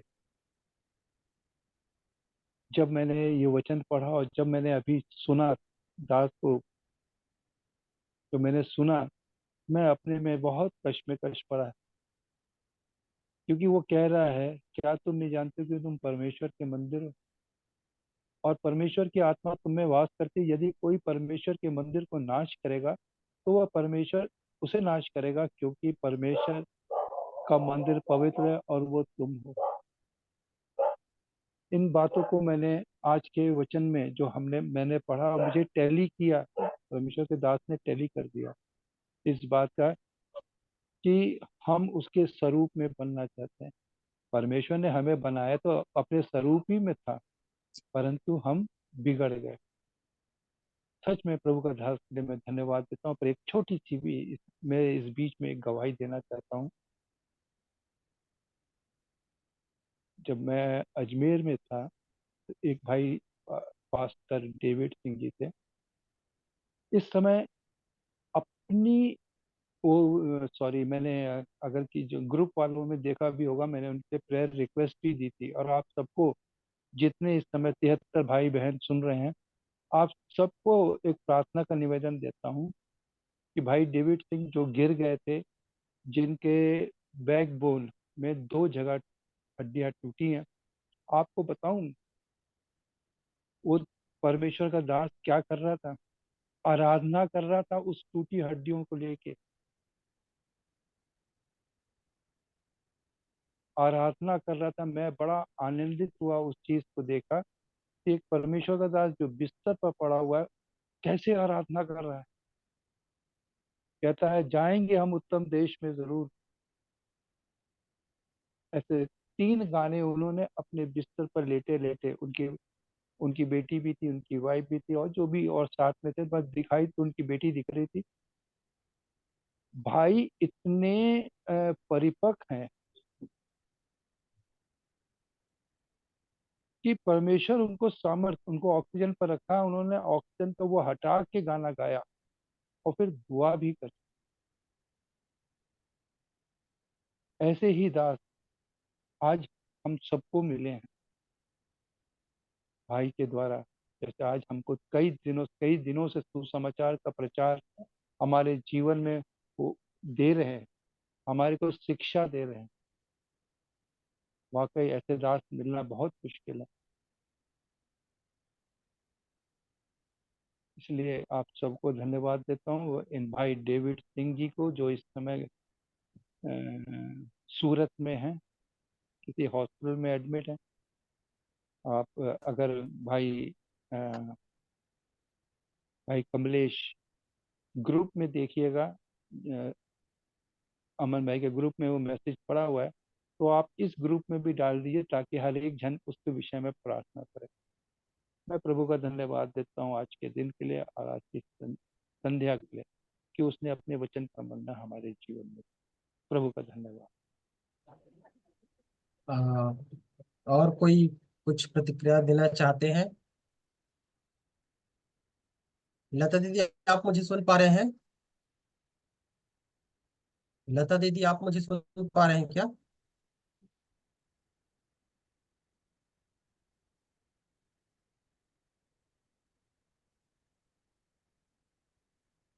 मधुसूदन भैया, आप मुझे सुन पा रहे हैं?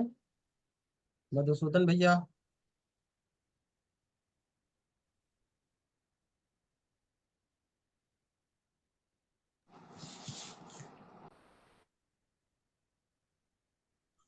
जी जी, सुन रहा हूँ। मैं निवेदन करूंगा कि आप अंतिम प्रार्थना में हमारी अगुवाई करेंगे।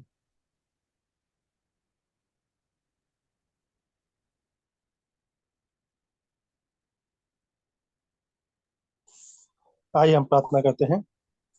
प्रेमी, दयालु, अनुग्रहकारी, विलम्ब से कोप करने वाले परमेश्वर पिता, प्रभु यीशु मसीह के नाम से आपके पवित्र चरणों में आते हैं।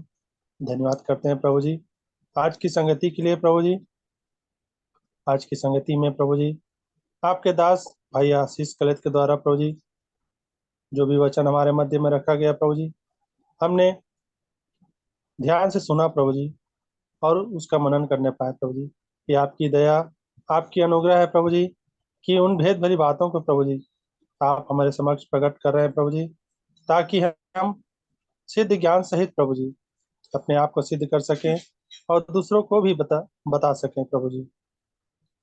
हमारे जीवन से प्रभु जी आपको महिमा मिले और हम आत्मिक रूप से प्रभु जी, आत्मिक रीति से आपके दिखाए हुए मार्ग में प्रभु जी बढ़ सकें। हर एक बातों के लिए हम धन्यवाद करते हैं प्रभु जी। जो हम इन दिनों में प्रभु जी जो विषय हमारे समक्ष प्रस्तुत हो रहा है प्रभु जी, ये आपकी दया है प्रभु जी। आपकी योजना है प्रभु जी कि हम उन बातों को जानें और इस अंत के समय में प्रभु जी हम अपने आप को तैयार कर सकें। इस कलीसिया में प्रभु जी जितनी भेड़ें हैं वे सब प्रभु जी तैयार हो सके आपके आगमन तक प्रभु जी, क्योंकि कोई नहीं जानता प्रभु जी कि आपका आगमन किस घड़ी किस समय हो प्रभु जी। परंतु हम विश्वास करते हैं प्रभु जी कि जब भी आपका आगमन हो हम अपने आप को प्रभु जी तैयार पाएं कि आपके साथ प्रभु जी हम जा सके। हम धन्यवाद करते हैं इस समय के लिए जो हमारे लिए आपने निर्धारित किया है प्रभु जी, कि हम सब अपने मनों को तैयार करने पाते हैं प्रभु जी, कि आपकी संगति में हम बने हैं और बने रहना चाहते हैं प्रभु जी। हम निरंतर प्रभु जी आत्मिक रूप से, शारीरिक रूप से और मानसिक रूप से प्रभु जी आगे बढ़ने पाए। हम पर दया कीजिए। इस समय को, इस संगति को और इसमें जुड़ने वाले सबों को प्रभु जी आपके पवित्र चरणों में सौंपते हुए इस छोटी सी विनती प्रार्थना को हमारे उद्धारकर्ता प्रभु यीशु मसीह के नाम से मांग लेते हैं। सुने और ग्रहण करें। आमीन। आमीन। आमीन आमीन। आमीन। आमीन। आप सभी को जय मसीह की। जय जय मसीह मसीह की सभी को। सभी को जय मसीह जय मसीह की सब भाई बहनों को। सभी भाई बहनों को जय मसीह की। जय मसीह की सभी को। जय मसीह की। जय मसीह आप की। सभी को जय मसीह की। जय मसीह की। सभी जनों को जय मसीह की। जय मसीह की। जय मसीह की। जय मसीह की। जय जय मसीह की मसीह भाई। की। दर्शन किया तो जी। उसी दर्शन के विषय में बताए हुए थे हम्म कि कैसे, मतलब दर्शन क्या है हम्म और दर्शन कौन कर सकता है। भजन संहिता से लेके कि धर्मी होकर मुख का दर्शन करूंगा। फिर दर्शन से क्या होता है, दर्शन से जो भजन संहिता में लिखा है 42 में कि दर्शन से उद्धार होता है।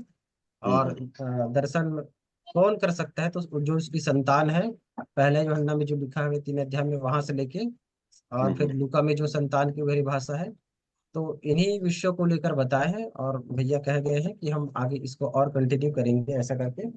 सो हमारे बीच भैया कल फिर जुड़ सकते हैं कल।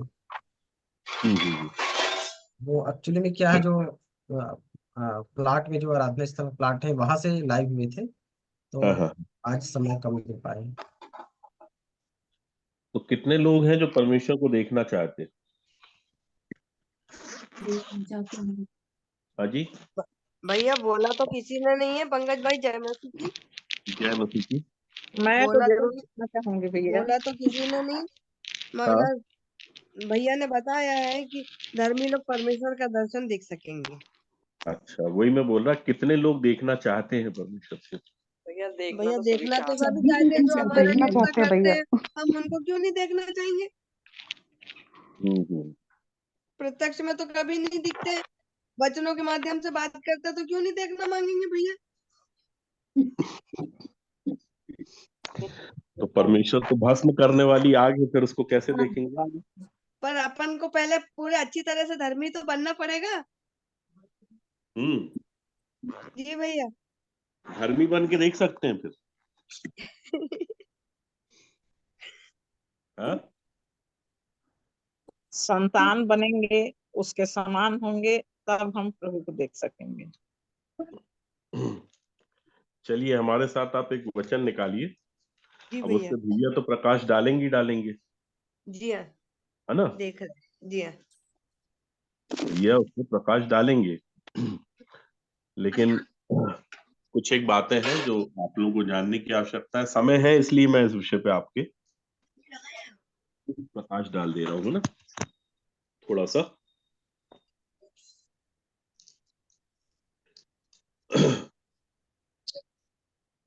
हमारे साथ आप एक वचन निकालिए। पहला तीमुथियुस की पत्री,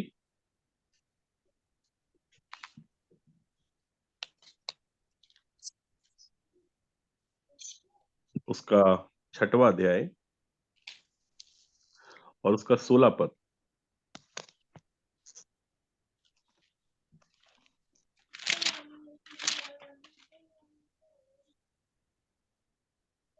और अमरता केवल उसी की है, और वह अगम्य ज्योति में रहता है, और ना उसे किसी मनुष्य ने देखा और न कभी देख सकता है। उसकी प्रतिष्ठा और राज्य युगान युग रहेगा। आमीन। अब परमेश्वर का वचन बताता है, तीमुथियुस की पत्री में पौलुस कहता है कि अमरता केवल उसी की है। और वह कहाँ रहता है? अगम ज्योति में। मतलब उसके रहने का स्थान देखिए कैसा है, वो अगम ज्योति में रहता है। मतलब ज्योति के भीतर, और ज्योति भी कैसी है? अगम्य। अगम्य। तो अगम्य। जब अगम्य ज्योति के भीतर रहता है वो, तो उसे वचन बताता है कि और ना उसे किसी मनुष्य ने देखा और ना कभी देख सकता है। मतलब मनुष्य नहीं देख सकता उसको। कौन नहीं देख सकता?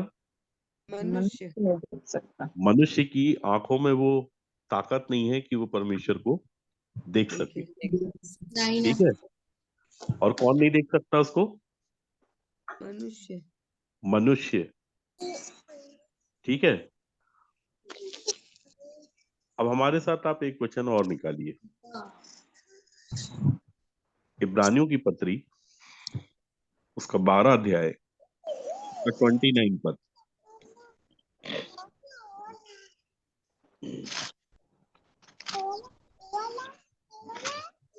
क्योंकि हमारा परमेश्वर भस्म करने वाली आग है। हमारा परमेश्वर क्या है? भस्म करने वाली आग है। तीमुथियुस में बोलता है कि वो अगम ज्योति में रहता है। कितने लोग हैं जो सूर्य को देख सकते हैं? कोई भी नहीं देख सकता। स्वाभाविक आंखों से कोई भी नहीं देख सकता। तो वो तो सूर्य से भी बढ़कर तेज के अंदर रहने वाला परमेश्वर है। जी। क्योंकि वो अगम ज्योति में रहता है। में रहता अर्थात इनसाइड, भीतर रहने वाला है। जी। ठीक है। जी। अगर परमेश्वर को देखने की इच्छा रखते हैं हम, जी। तो पहले सूर्य को निहारना सीख लें। अगर बात हमने इस ज्योति को देख लिया, जी। तो इस ज्योति के भीतर रहने वाले को भी देख लेंगे। जी हाँ। अगर ज्योति को नहीं देख पाए, तो ज्योति के भीतर रहने वाले को कैसे देखेंगे? जी। बेला बहन, जी।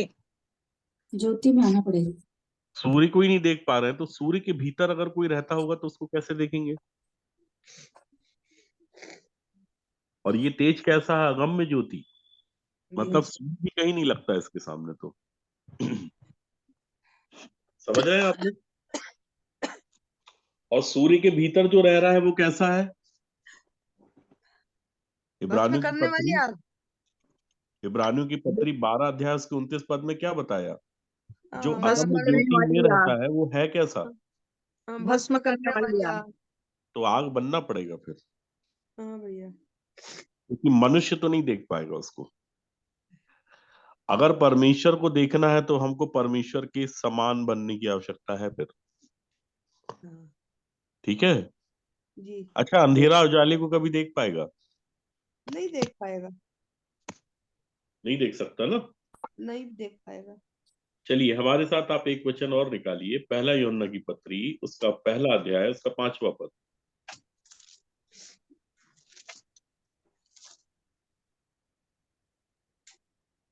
जो समाचार हमने सुना, उससे सुना और तुम्हें सुनाते हैं कि वे ये है, परमेश्वर ज्योति है और उसमें कुछ भी अंधकार नहीं। देखिए, जरा सा भी अंधकार नहीं है उसमें। जी। मतलब एक ऐसी ज्योति है जिसके भीतर एक डॉट के बराबर भी अंधकार नहीं है। जी। ठीक है। जी।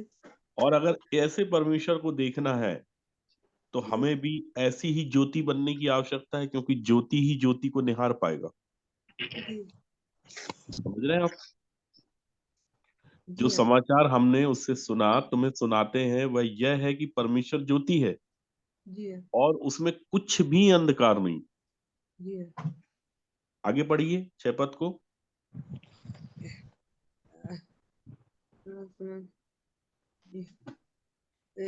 यदि हम कहें कि उसके साथ हमारी सहभागिता है और फिर अर्थात हम उसके अंधकार में साथ चले। रहते हैं।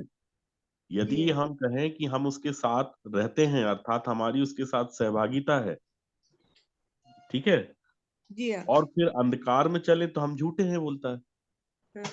मतलब ज्योति और अंधकार का तो आपस में कोई मेल हो ही नहीं सकता ना फिर। जी हो सकता है क्या? जी नहीं हो सकता। अब एक तरफ बोल रहे हैं कि हमारी उसके साथ सहभागिता है, तो उसके साथ अगर सहभागिता है तो एक व्यक्ति को ये समझना पड़ेगा कि परमेश्वर ज्योति है, जी और ज्योति भी कैसी है कि उसमें अंधकार कुछ भी नहीं है। जी और परमेश्वर के विषय में बता रहा है कि परमेश्वर तो भस्म करने वाली आग है। जी और परमेश्वर के विषय में क्या बता रहा है कि परमेश्वर अगम्य ज्योति में रहता है। और अगर एक मनुष्य इस बात को कोट करता है कि हम उसके साथ या उसकी सहभागिता में रहते हैं, ठीक है, सब सहभागिता में हैं, और फिर अंधकार में चले, तो फिर क्या है हम? झूठे हैं, और सत्य पर नहीं चलते। सत्य पर नहीं चलते, क्योंकि सत्य पर चलने वाला ही परमेश्वर को देख पाएगा। चलना है, सुनना नहीं है सत्य को। जी सत्य पर क्या करना है? चलना चलना है। है। आगे पढ़िए। पर यदि जैसा वह ज्योति में है वैसे ही हम भी ज्योति में चलें तो हाँ एक दूसरे से सहभागिता रखते हैं, हाँ, और उसके पुत्र यीशु का लहू हमें सब पापों से शुद्ध करता है। बात समझ में आई सबको?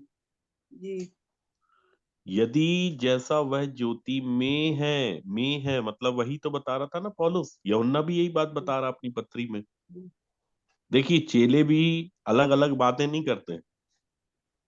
एक चेला जो बोल रहा है, दूसरा चेला भी वही कह रहा है जी कि यदि जैसा वह ज्योति में है मतलब इनसाइड है, तो हमको भी क्या करना पड़ेगा? वैसे ही हम भी ज्योति में चलें, तो एक दूसरे से सहभागिता रखते हैं, तो रखते हैं, नहीं तो नहीं रखते हैं। ठीक है। और अगर हम एक दूसरे से सहभागिता रखते हैं तो हमारा सर्वप्रथम काम क्या है कि हमें कैसे चाल चलना है? ज्योति की चाल चलना है। ठीक है, समझ रहे हैं मेरे प्रियो? जी भैया। और उसके पुत्र यीशु का लहू हमें सब पापों से शुद्ध करता है। तो यीशु का लहू क्या करता है? सब पापों से पापों शुद्ध से करता है शुद्ध हमें। करता यीशु के लहू की सबसे बड़ी खासियत यह है कि वो एक मनुष्य के पाप से उसे क्या करेगा? शुद्ध शुद्ध करेगा। करेगा। आज लोगों ने यीशु के लहू को घर की चौखटों पे लगा के रखा है ना? घर के चारों तरफ बोलते हैं कि हमने यीशु के लहू का बाड़ा बांध दिया। यीशु का लहू बाड़ा बांधने के लिए नहीं है। जी बाड़ा बांधने के लिए आपके पास दूसरी चीजें हैं। जी ठीक है, जी बाड़ा ईंट से बांधा जाएगा। ठीक है, ईंट से बांधा जाएगा। दूसरी चीजें आप लगा सकते हैं। बाड़ा बांधने के लिए लहू थोड़ी ना दिया गया है। समझ रहे हैं मेरे प्रियो? हर एक बात को बहुत अच्छे से, बहुत अच्छी रीति से समझने की आवश्यकता है हमको। ठीक है। जी और अगर जो भी परमेश्वर को देखना चाहता है उसे क्या करना होगा? ज्योति में। चलना चलना। होगा। पर यदि जैसा वह ज्योति में है वैसे ही हम भी ज्योति में चलें, जी हम भी चलें, तो एक दूसरे से क्या रखते हैं? सहभागिता। ठीक है, जी एक दूसरे से मतलब किससे? प्रभु के साथ सहभागिता। हाँ, परमेश्वर के साथ सहभागिता। आप उसको आमने सामने देखना है कि नहीं? जी हाँ?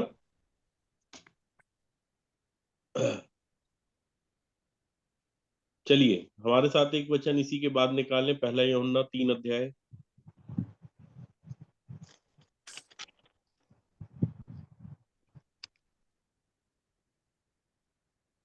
उसके पहले पद से पढ़िए। देखो, पिता ने हमसे कैसा प्रेम किया है कि हम परमेश्वर की संतान कहलाएं, हम्म और हम हैं भी।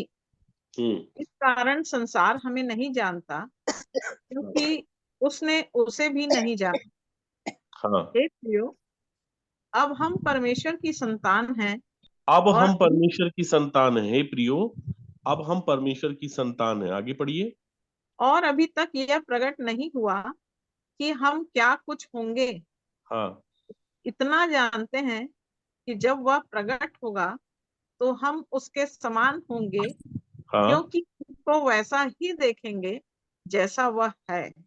बात समझ में आई? इतना जानते हैं कि जब वह प्रकट होगा तो हम उसके समान होंगे। उसके समान मतलब कैसे? ज्योति में। हम उसके समान होंगे, कैसे होंगे? अमरता केवल उसी की है, वह हम ज्योति में रहता है और ना उसे किसी मनुष्य ने देखा है और ना कभी देख सकता है। तो हम उस किसके समान होंगे? हम ज्योति के समान होंगे कि अंधकार के समान होंगे? ज्योति के ज्योति के समान होंगे। अगम्य ज्योति में रहने वाले के पास जाना है मिलने के लिए, तो अगम्य ज्योति के समान बनने की आवश्यकता है कि नहीं? जी हाँ। जी। हमारा परमेश्वर भस्म करने वाली आग है। जी आग के साथ भेंट करना है, कचरा नहीं कर पाएगा। जी ठीक है? जी। तो आग से भेंट करने के लिए परमेश्वर भी आपको स्वयं आग बनाएगा, जी तब भेंट जी करेगा। नहीं तो कैसे मिलेगा? आप उसके बराबरी में कैसे खड़े होंगे? जी सूर्य सूर्य को निहार सकता है, लेकिन अंधकार सूर्य को नहीं निहार सकता। ठीक है? जी सहभागिता कैसी होगी? परस्पर की। कैसी होगी? परस्पर की। परस्पर की सहभागिता होगी, परस्पर की, बराबर की। बराबर की। ठीक है? अगर बराबरी तक नहीं पहुंचे तो हम क्या होंगे फिर? उसके साथ संगति और उसके साथ सहभागिता नहीं रख पाएंगे। समझ रहे हैं मेरे प्रियो? तो हमें क्या बनने की आवश्यकता होगी फिर? हाँ, चलिए इब्रानियों की पत्री जल्दी जल्दी निकालते जाइएगा ना। पहला अध्याय।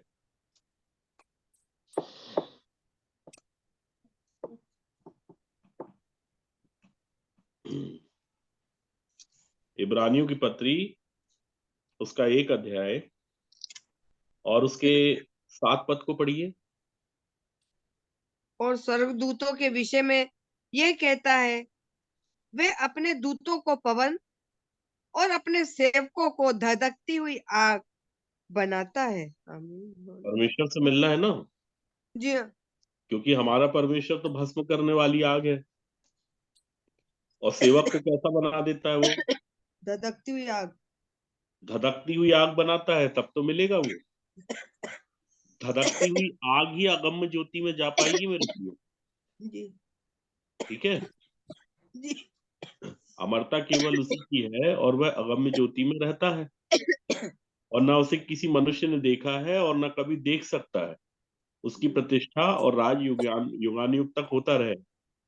और परमेश्वर ये बोलता है कि परमेश्वर जो है वो भस्म करने वाली आग है, और भस्म करने वाली आग से अगर मिलना है तो आपको भी क्या बनना पड़ेगा? हाँ जी, जल्दी से फिर पढ़िए इब्रानियों की पत्री 1 अध्याय उसका 7 पद फिर से पढ़िए। और स्वर्गदूतों के विषय में यह कहता है, वह अपने दूतों को पवन और अपने सेवकों को धधकती आग बनाता है। क्या बनाता है? धधकती आग। क्योंकि हमारा परमेश्वर भस्म करने वाली आग है, तो आग से कौन मिल पाएगा? धधकती आग। आग से आग ही मिल सकती है। जी ठीक है? जी आग से कचरा नहीं मिल सकता, या जी आग से अंधकार नहीं मिल सकता। अगर आग से मिलना है तो आपको क्या बनने की आवश्यकता पड़ेगी? आग आग बनना बनने की पड़ेगा। जरूरत। आग बनना पड़ेगा। और देखिए परमेश्वर का वचन रिटर्न में लिख के दे रहा है कि वह अपने सेवकों को धधकती हुई क्या बना देता है? आग आग बनाता है। ठीक है? धधकती हुई आग बनना है। हाँ बनना बनना है। है। किस किस को बनना है? अच्छे से खाएंगे। आप लोग तो बोलने में शर्मा रहे हैं, तो फिर कैसे बनेंगे? सबको बनना है भैया। बनना है भैया। और परमेश्वर को किस किस को देखना है? मुझे देखना है। हम्म? मुझे भी। मुझे भी। मुझे भी। बहुत धीरे धीरे से बोल रहे हैं सब लोग। आग बनेगी ना भैया हम लोग। आग बनेंगे तो जोर से बोलेंगे। अच्छा, अभी बने नहीं है इसलिए नहीं बोल रहे, लेकिन बनना तो हाँ, चाहते हैं ना। आग आग बनेंगे तब हम लोग भी जोर से बोलेंगे। वो खत्म कर दिया चलिए हमारे साथ आप एक वचन निकालिए। देखिए, परमेश्वर से मिलना बहुत सरल है, बहुत सरल, बहुत इजी है। ठीक है, मैंने हमें आपको खाना है, बनना है। पढ़ाया ना कि परमेश्वर की पहचान, परमेश्वर की आइडेंटिटी क्या है। अगर परमेश्वर से मिलने जाना है ना, तो कहाँ जाना पड़ेगा? गम्य ज्योति में। कहाँ जाना पड़ेगा? ज्योति में। अगम्य ज्योति में। ज्योति में नहीं, अगम्य ज्योति में। मतलब आप ये समझ लीजिए कि जो सूर्य का प्रकाश आप देखते हैं ना सुबह के समय, जी, ऐसे 1000 सूर्य और मिला दीजिए, उसके भीतर हमारा परमेश्वर विराजमान है। ठीक है, जी।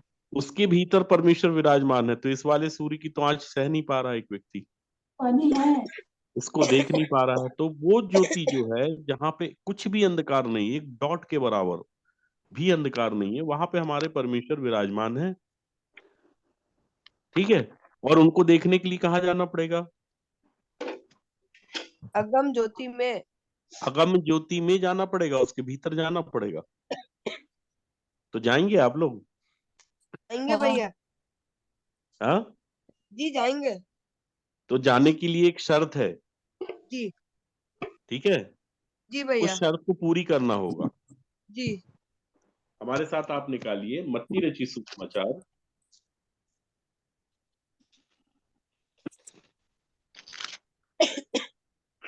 और इसका 5 अध्याय,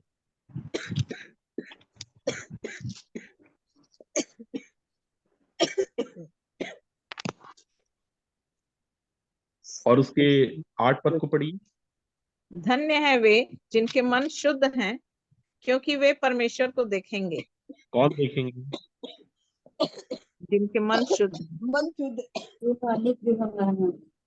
जो अगम्य ज्योति में रहता है उसको कौन देख सकता है? जिनके मन शुद्ध है वो देख सकते हैं। जिनके मन शुद्ध हैं वे परमेश्वर को देखेंगे, और जिनके मन शुद्ध नहीं है वे परमेश्वर को देख पाएंगे क्या? नहीं देख पाएंगे। अब आप देखिए कि परमेश्वर जो अगम्य ज्योति में रहता है, परमेश्वर जो भस्म करने वाली आग है, परमेश्वर वो ज्योति है जिसमें कुछ भी अंधकार नहीं, उसको देखने के लिए हमको कौन सी चीज को, कौन सी बात को पूरी करना होगा? मन शुद्ध करना पड़ेगा। मन शुद्ध करना पड़ेगा। मन शुद्ध करवाने की आवश्यकता है। किससे? भाई, हम मन शुद्ध करके परमेश्वर के पास नहीं जा सकते ना। मन को शुद्ध कौन करेगा? अच्छा, मन कैसा है अभी? अभी एक व्यक्ति का मन कैसा है? असाध्य रोग से घिरा हुआ। मन में असाध्य रोग लगा है। जी भैया। ठीक है, मन कैसा है अभी? शुद्ध है। धोखा देने वाला है। ठीक है, एक मनुष्य का जो मन है वो धोखा देने वाला है, और उसका मन जो है उसमें असाध्य रोग लगा हुआ है। ऐसा वाला मन परमेश्वर को नहीं देख पाएगा। ठीक है, ऐसा मन परमेश्वर को नहीं देख पाएगा।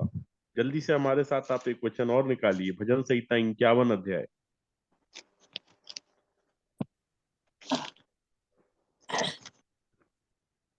और उसके 10 पद को पढ़िए। हे परमेश्वर, मेरे अंदर शुद्ध मन उत्पन्न कर और मेरे भीतर स्थिर आत्मा नए सिरे से उत्पन्न कर। देख रहे हैं आप दाऊद की प्रार्थना क्या है?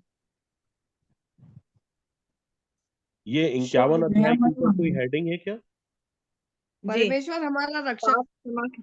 पाप क्षमा के लिए प्रार्थना। 51। दाऊद किस लिए प्रार्थना कर रहा था? पाप क्षमा के लिए। और मनुष्य किस लिए प्रार्थना कर रहे हैं?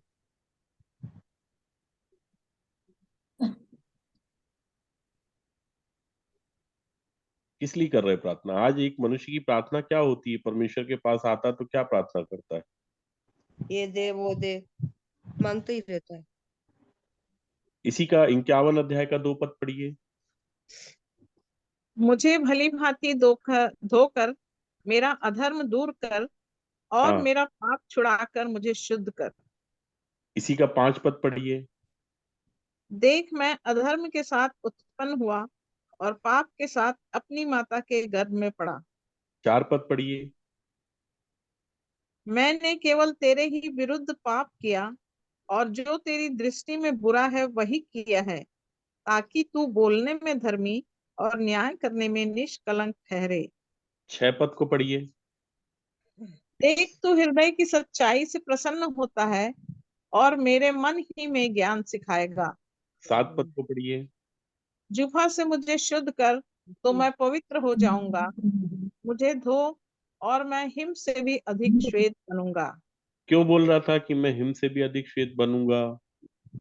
और क्यों बोल रहा था कि जूफा से मुझे शुद्ध कर तो मैं पवित्र हो जाऊंगा? क्योंकि परमेश्वर ने यशायाह में क्या कहा था कि तेरे पाप चाहे लाल रंग के क्यों ना हो, मैं तुझे क्या कर दूंगा? हिम के समान सफेद कर दूंगा। आप तो समझ रहे हैं कि दाऊद कितना पहुंची हुई चीज था।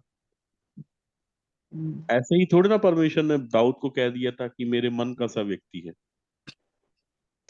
और जिस दाऊद को परमेश्वर ने बोला ये मेरे मन का सा व्यक्ति है, वो अपने पाप का अंगीकार कर रहा है, अपने पाप की क्षमा के लिए परमेश्वर से क्या कर रहा है? प्रार्थना कर रहा है। और वह परमेश्वर को देखना चाहता है, इसलिए तो वो कह रहा है कि हे परमेश्वर, मेरे अंदर शुद्ध मन उत्पन्न कर और मेरे भीतर स्थिर आत्मा नए सिरे से उत्पन्न कर। ठीक है। और क्या कह रहा है यही दाऊद? 51 के 17 को पढ़िए। टूटा मन परमेश्वर के योग्य बलिदान है। हाँ, हे परमेश्वर, तू टूटे और पिसे हुए मन को तुच्छ नहीं जानता। समझ रहे हैं आप? आमीन। परमेश्वर टूटे और पिसे हुए मन को क्या नहीं जानता? तुच्छ नहीं जानता।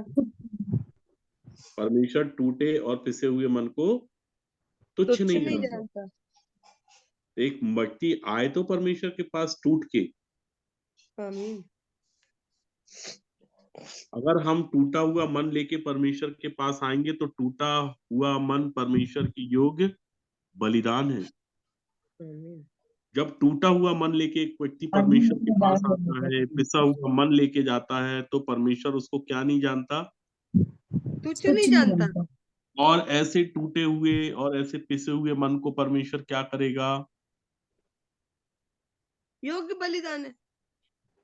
नहीं नहीं, आपको पूरा वही तो बता रहा हूँ, पूरी प्रोसेस कि टूटा हुआ मन परमेश्वर के योग्य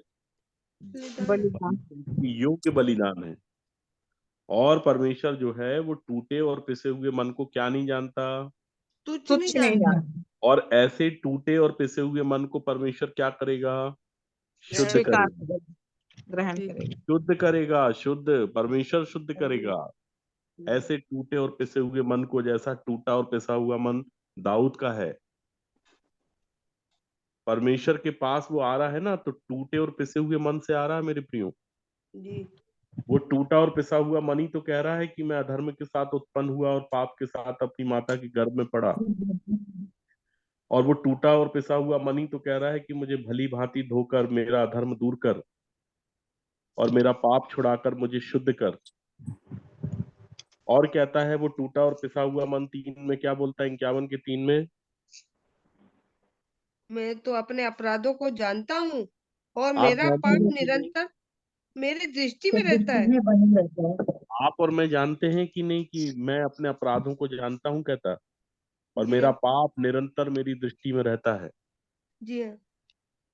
अगर मैं अपने पापों को जानता हूँ, मैं अपने अपराधों को जानता हूँ, मेरा पाप निरंतर मेरी दृष्टि में रहता है, तो ऐसा व्यक्ति परमेश्वर के पास कैसे आता है? टूटा टूटा हुआ मन से। मन। और टूटे और पिसे हुए मन से परमेश्वर के पास आके क्या करता? अंगीकार करता है कि हे परमेश्वर, मेरे भीतर, मेरे अंदर शुद्ध मन उत्पन्न कर उत्पन्न कर और नए मेरे सिरे से भीतर उत्पन्न स्थिर कर। आत्मा नए सिरे से उत्पन्न कर। जी।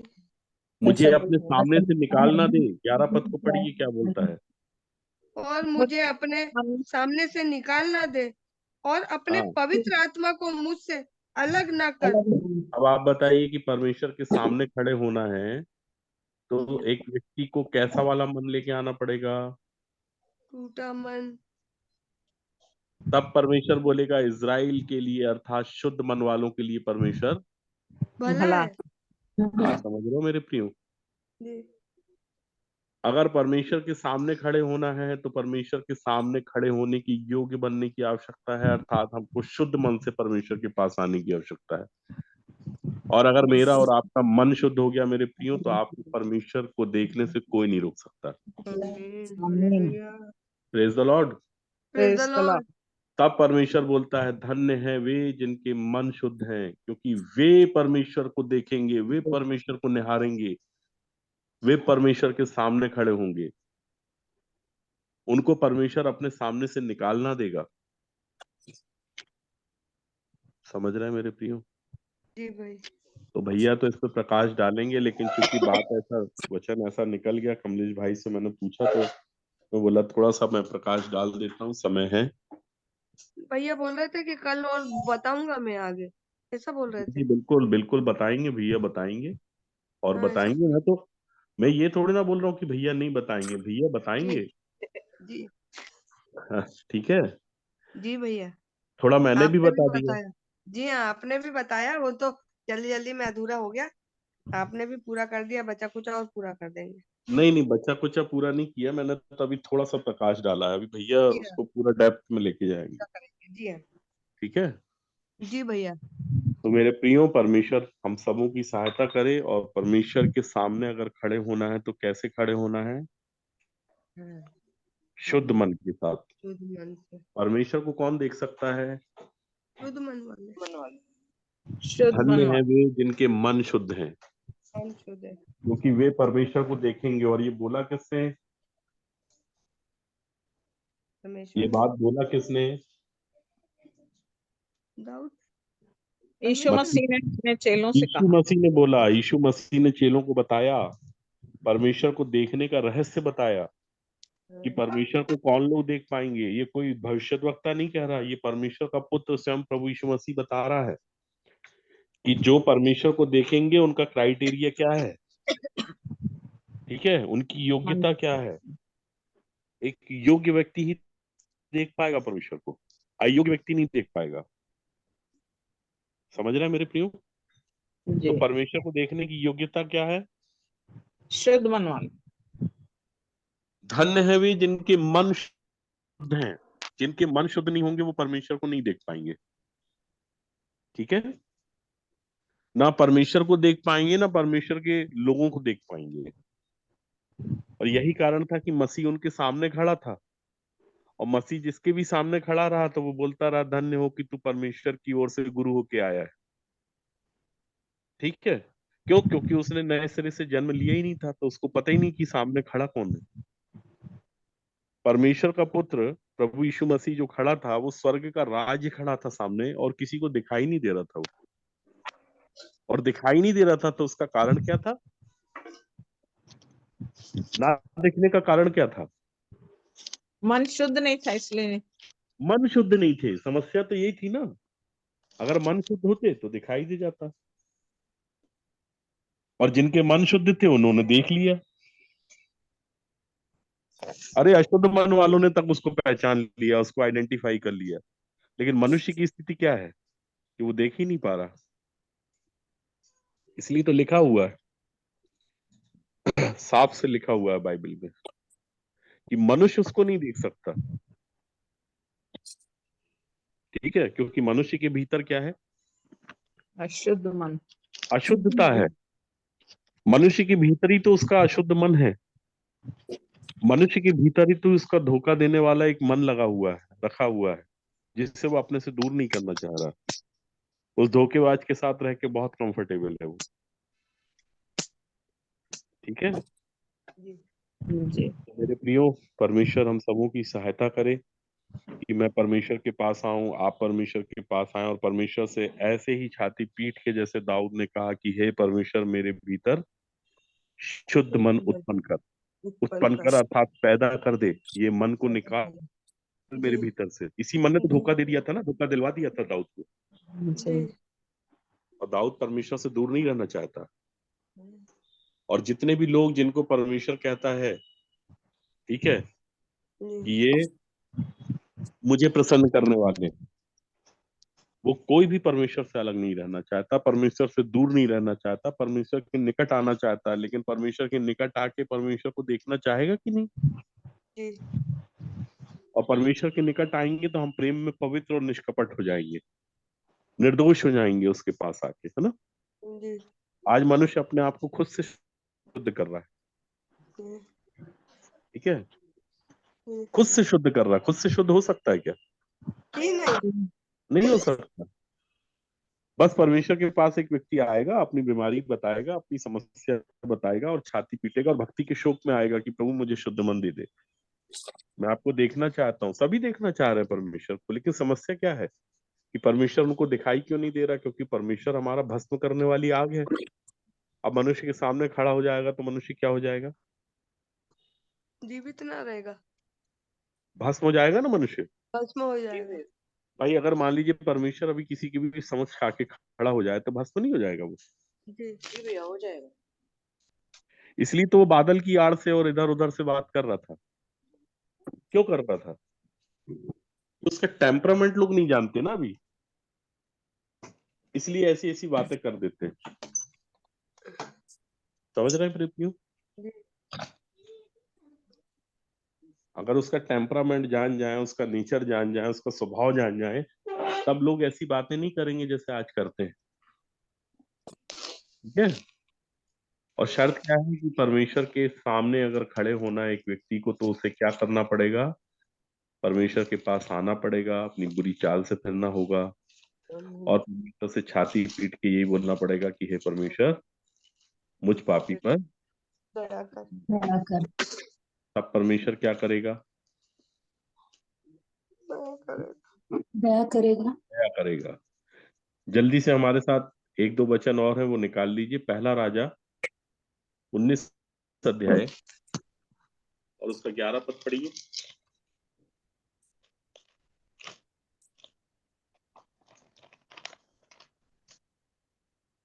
11 का 19, पहला 11 का 19। का और 11। हदद पर फिरौन को बड़े अनुग्रह की दृष्टि हुई। पहला और राजा जी हाँ, 19 अध्याय। अच्छा 19। उसने कहा, निकलकर यहोवा के सम्मुख पर्वत पर खड़ा हो। हाँ। और यहोवा पास से होकर चला और हाँ। यहोवा के सामने एक बड़ी प्रचंड आंधी से पहाड़ फटने और चट्टानें टूटने लगी। हाँ। तो भी यहोवा उस आंधी में ना था। फिर हाँ। आंधी के बाद भूकंप हुआ, तो भी यहोवा उस भूकंप में ना था। फिर भूकंप के बाद आग दिखाई दी, तो भी यहोवा उस आग में ना था। फिर आग के बाद एक दबा हुआ धीमा शब्द सुनाई दिया। यह सुनते ही एलिय्याह ने अपना मुंह चद्दर से ढांपा और बाहर जाकर गुफा के द्वार पर खड़ा हुआ। फिर एक शब्द उसे सुनाई दिया, हे एलिय्याह, तेरा यहाँ क्या काम? हाँ।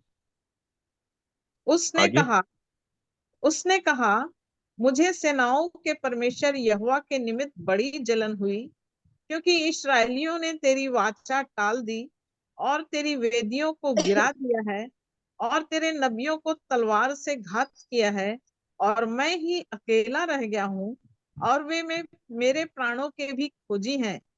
देखिए, अब यहाँ आपको पूरी बात समझ में आ गई होगी कि ये विषय क्या है, ठीक है जी। मतलब एलिय्याह की और परमेश्वर की बातचीत हो रही है और परमेश्वर ने उससे कहा, निकल कर यहोवा के सम्मुख पर्वत पर खड़ा हो। जी। कहाँ पे खड़ा हो? पर्वत पर। यहोवा के सम्मुख पर्वत पर खड़ा। यहोवा के सम्मुख अगर खड़े होना है तो कहाँ पे खड़े होना है? पर्वत पर। ठीक है। जी। अब देखिए, यहोवा के विषय में बताया कि यहोवा पास से होकर चला। जी। अब यहोवा जब पास से होके चला तो उसके विषय में बता रहा है कि यहोवा के सामने बड़ी प्रचंड आंधी से पहाड़ फटने और चट्टानें टूटने लगी। जी। मतलब यहोवा के साथ में आंधी भी चलती है, जी। के साथ चलती है, जी। ठीक है। तो भी यहोवा उस आंधी में नहीं था बोलता। जी फिर आंधी के बाद भूकंप हुआ, तो भी यहोवा उस भूकंप में भी नहीं था। फिर भूकंप के बाद आग दिखाई दी, जी ठीक है, तो भी जी यहोवा उस आग में ना था। फिर आग जी के बाद एक दबा हुआ धीमा शब्द सुनाई दिया। क्या सुनाई दिया? धीमा धीमा शब्द शब्द सुनाई सुनाई दिया। धीमा शब्द सुनाई दिया। और धीमे शब्द में क्या सुनाई दिया कि हे एलिया, तेरा यहाँ क्या काम। ठीक है, जी तो परमेश्वर कब, कहाँ, कैसे, किससे बात कर रहा है? एक व्यक्ति जो परमेश्वर के साथ रहता है उसको परमेश्वर की वाणी, परमेश्वर के शब्द समझ में आ जाते हैं। जब पतरस से बात किया था परमेश्वर ने, जब पतरस, याकूब, यूहन्ना और प्रभु यीशु मसीह पहाड़ पे थे, जहां पतरस ने बोला कि हम यहाँ तेरे लिए 3 मंडप बनवाते हैं, एक मूसा के लिए, एक एलिय्याह के लिए और तेरे लिए। तब उसने आकाश से क्या सुना, स्वर्ग से क्या सुना, क्या वाणी ये आई मेरा थी? प्रिय पुत्र है, यह इसकी मेरा सुनो। प्रिय पुत्र है, इसकी सुनो। हाँ, तो वो शब्द कहाँ से सुनाई दिया था? स्वर्ग आसमान से आया, स्वर्ग से। आकाशवाणी हुई थी, आकाशवाणी हुई थी। कहाँ से हुई थी? स्वर्ग से, हम्म? स्वर्ग से। जब भी परमेश्वर बातचीत करता था ना, जी जब भी बात करता था तो बादलों के पीछे से बात करता था। तो लिखा है बादल से शब्द सुनाई दिया। कहाँ से? बादल बादल के से। पीछे से शब्द सुनाई तब दिया। बादल के पीछे खड़ा है परमेश्वर, जी और बादल से क्या शब्द सुनाई दे रहा है? ये मेरा प्रिय पुत्र है, परमेश्वर मेरा का प्रिय शब्द पुत्र। सुनाई दे रहा है, शब्द। ठीक है, जी जितने भी लोगों ने परमेश्वर के शब्द को सुना, कहाँ से सुना? बादलों के बीच में से।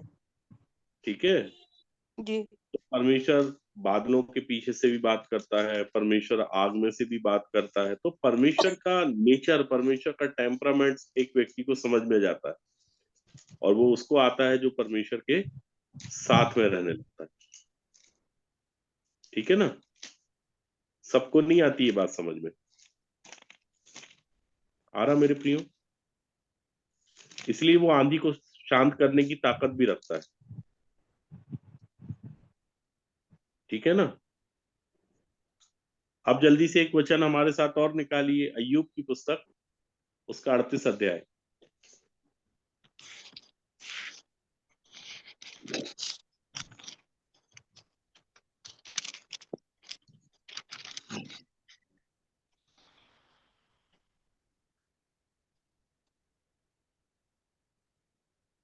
पहला पद पढ़िए। तब यहोवा ने अय्यूब तब को यहोवा ने अय्यूब उत्तर दिया। एक जन पढ़िए, कोई भी एक जन पढ़िए ना। तुम इंदिरा भाभी, आप थोड़ा, आपको खांसी हो रही ना, तो आप मत पढ़िए, बेला बहन जी को पढ़ने दीजिए।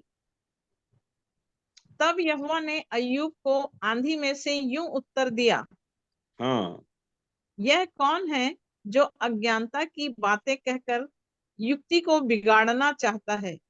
अब देखिए पुरुष परमेश्वर के का नेचर समझ में आ रहा ना, कि परमेश्वर का जब दिमाग खराब होता है तो फिर वो कहाँ से उत्तर देने लगता है और कहाँ से बात करने लगता है।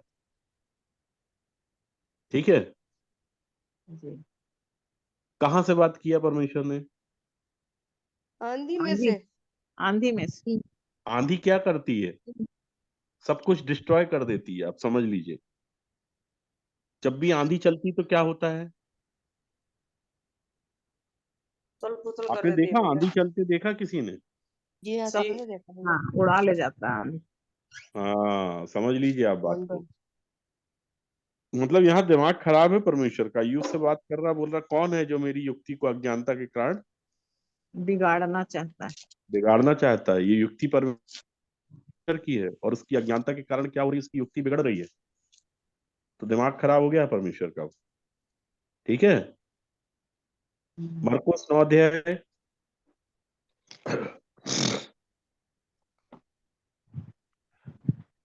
मरकुस 9 अध्याय उसके 4 पद से पढ़िए। मरकुस, हाँ, मरकुस 9 अध्याय उसके 4 पद से।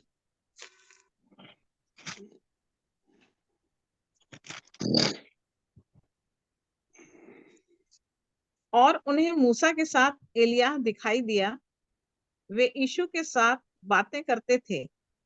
इस पर पतरस ने यीशु से कहा, हे रब्बी, हमारा यहाँ रहना अच्छा है, इसलिए हम 3 मंडप बनाए, एक तेरे लिए, एक मूसा के लिए और एक एलिय्याह के लिए, क्योंकि वह ना जानता था कि क्या उत्तर दे, इसलिए कि वे बहुत डर गए थे। तब एक बादल ने उन्हें छा लिया और उस बादल में से यह शब्द निकला, यह मेरा प्रिय पुत्र है, इसकी सुनो। अब आप देखिए परमेश्वर बातचीत भी कहाँ कहाँ से कर रहा है, कहाँ से कर रहा है यहाँ बात। बादल ने उन्हें छा लिया और उस बादल में से शब्द निकला। बादल में से शब्द निकल रहा है, कभी आंधी में से शब्द निकल रहा है। और आपको अगर परमेश्वर को देखना है तो आपको कहाँ जाना होगा? पहाड़ पर, अगम्य ज्योति में। अगम ज्योति में। अगम्य ज्योति में जाने की आवश्यकता है। और परमेश्वर कैसा है? धधकती हुई आग है। और वो अपने सेवक को कैसे बनाएगा?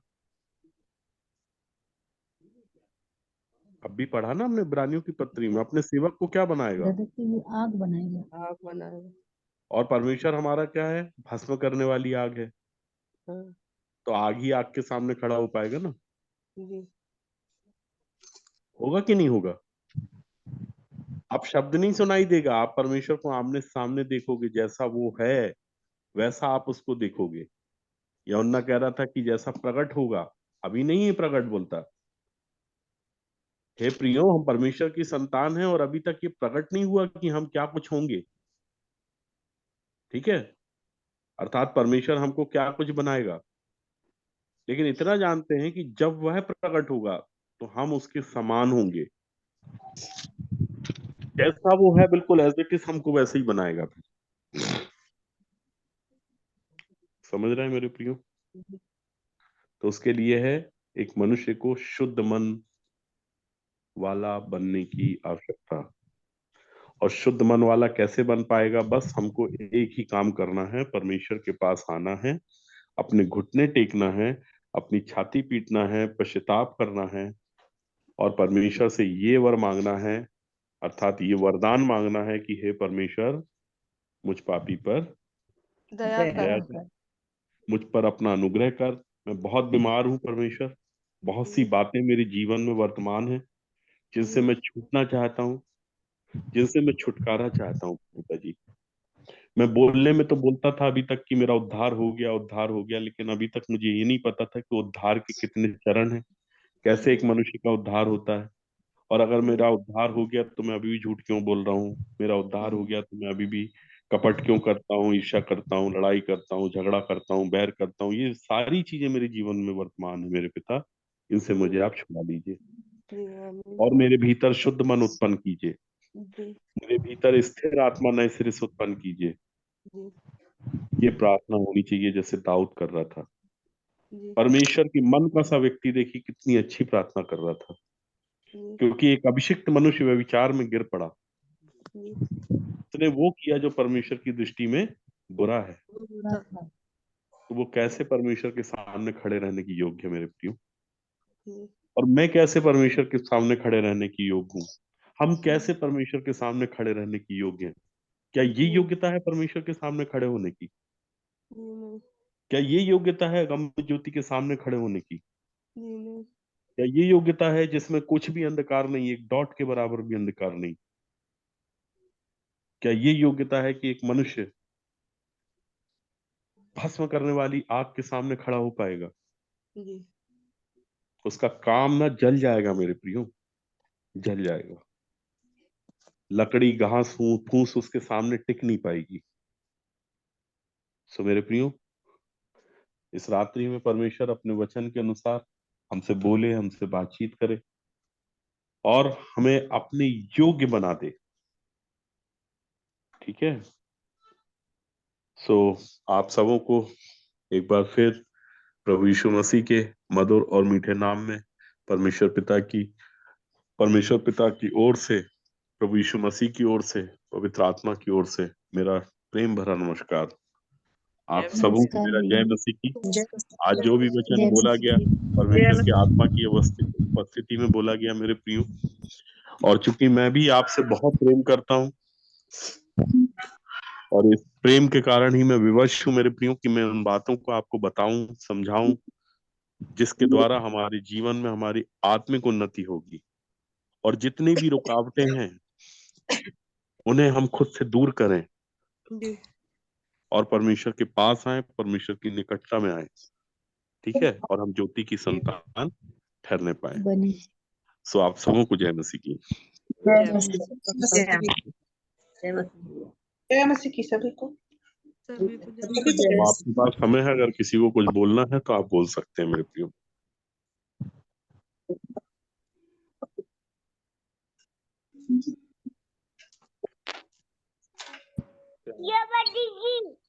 जय मसीह। जय मसीह की। हाँ, अब 2 मिनट और।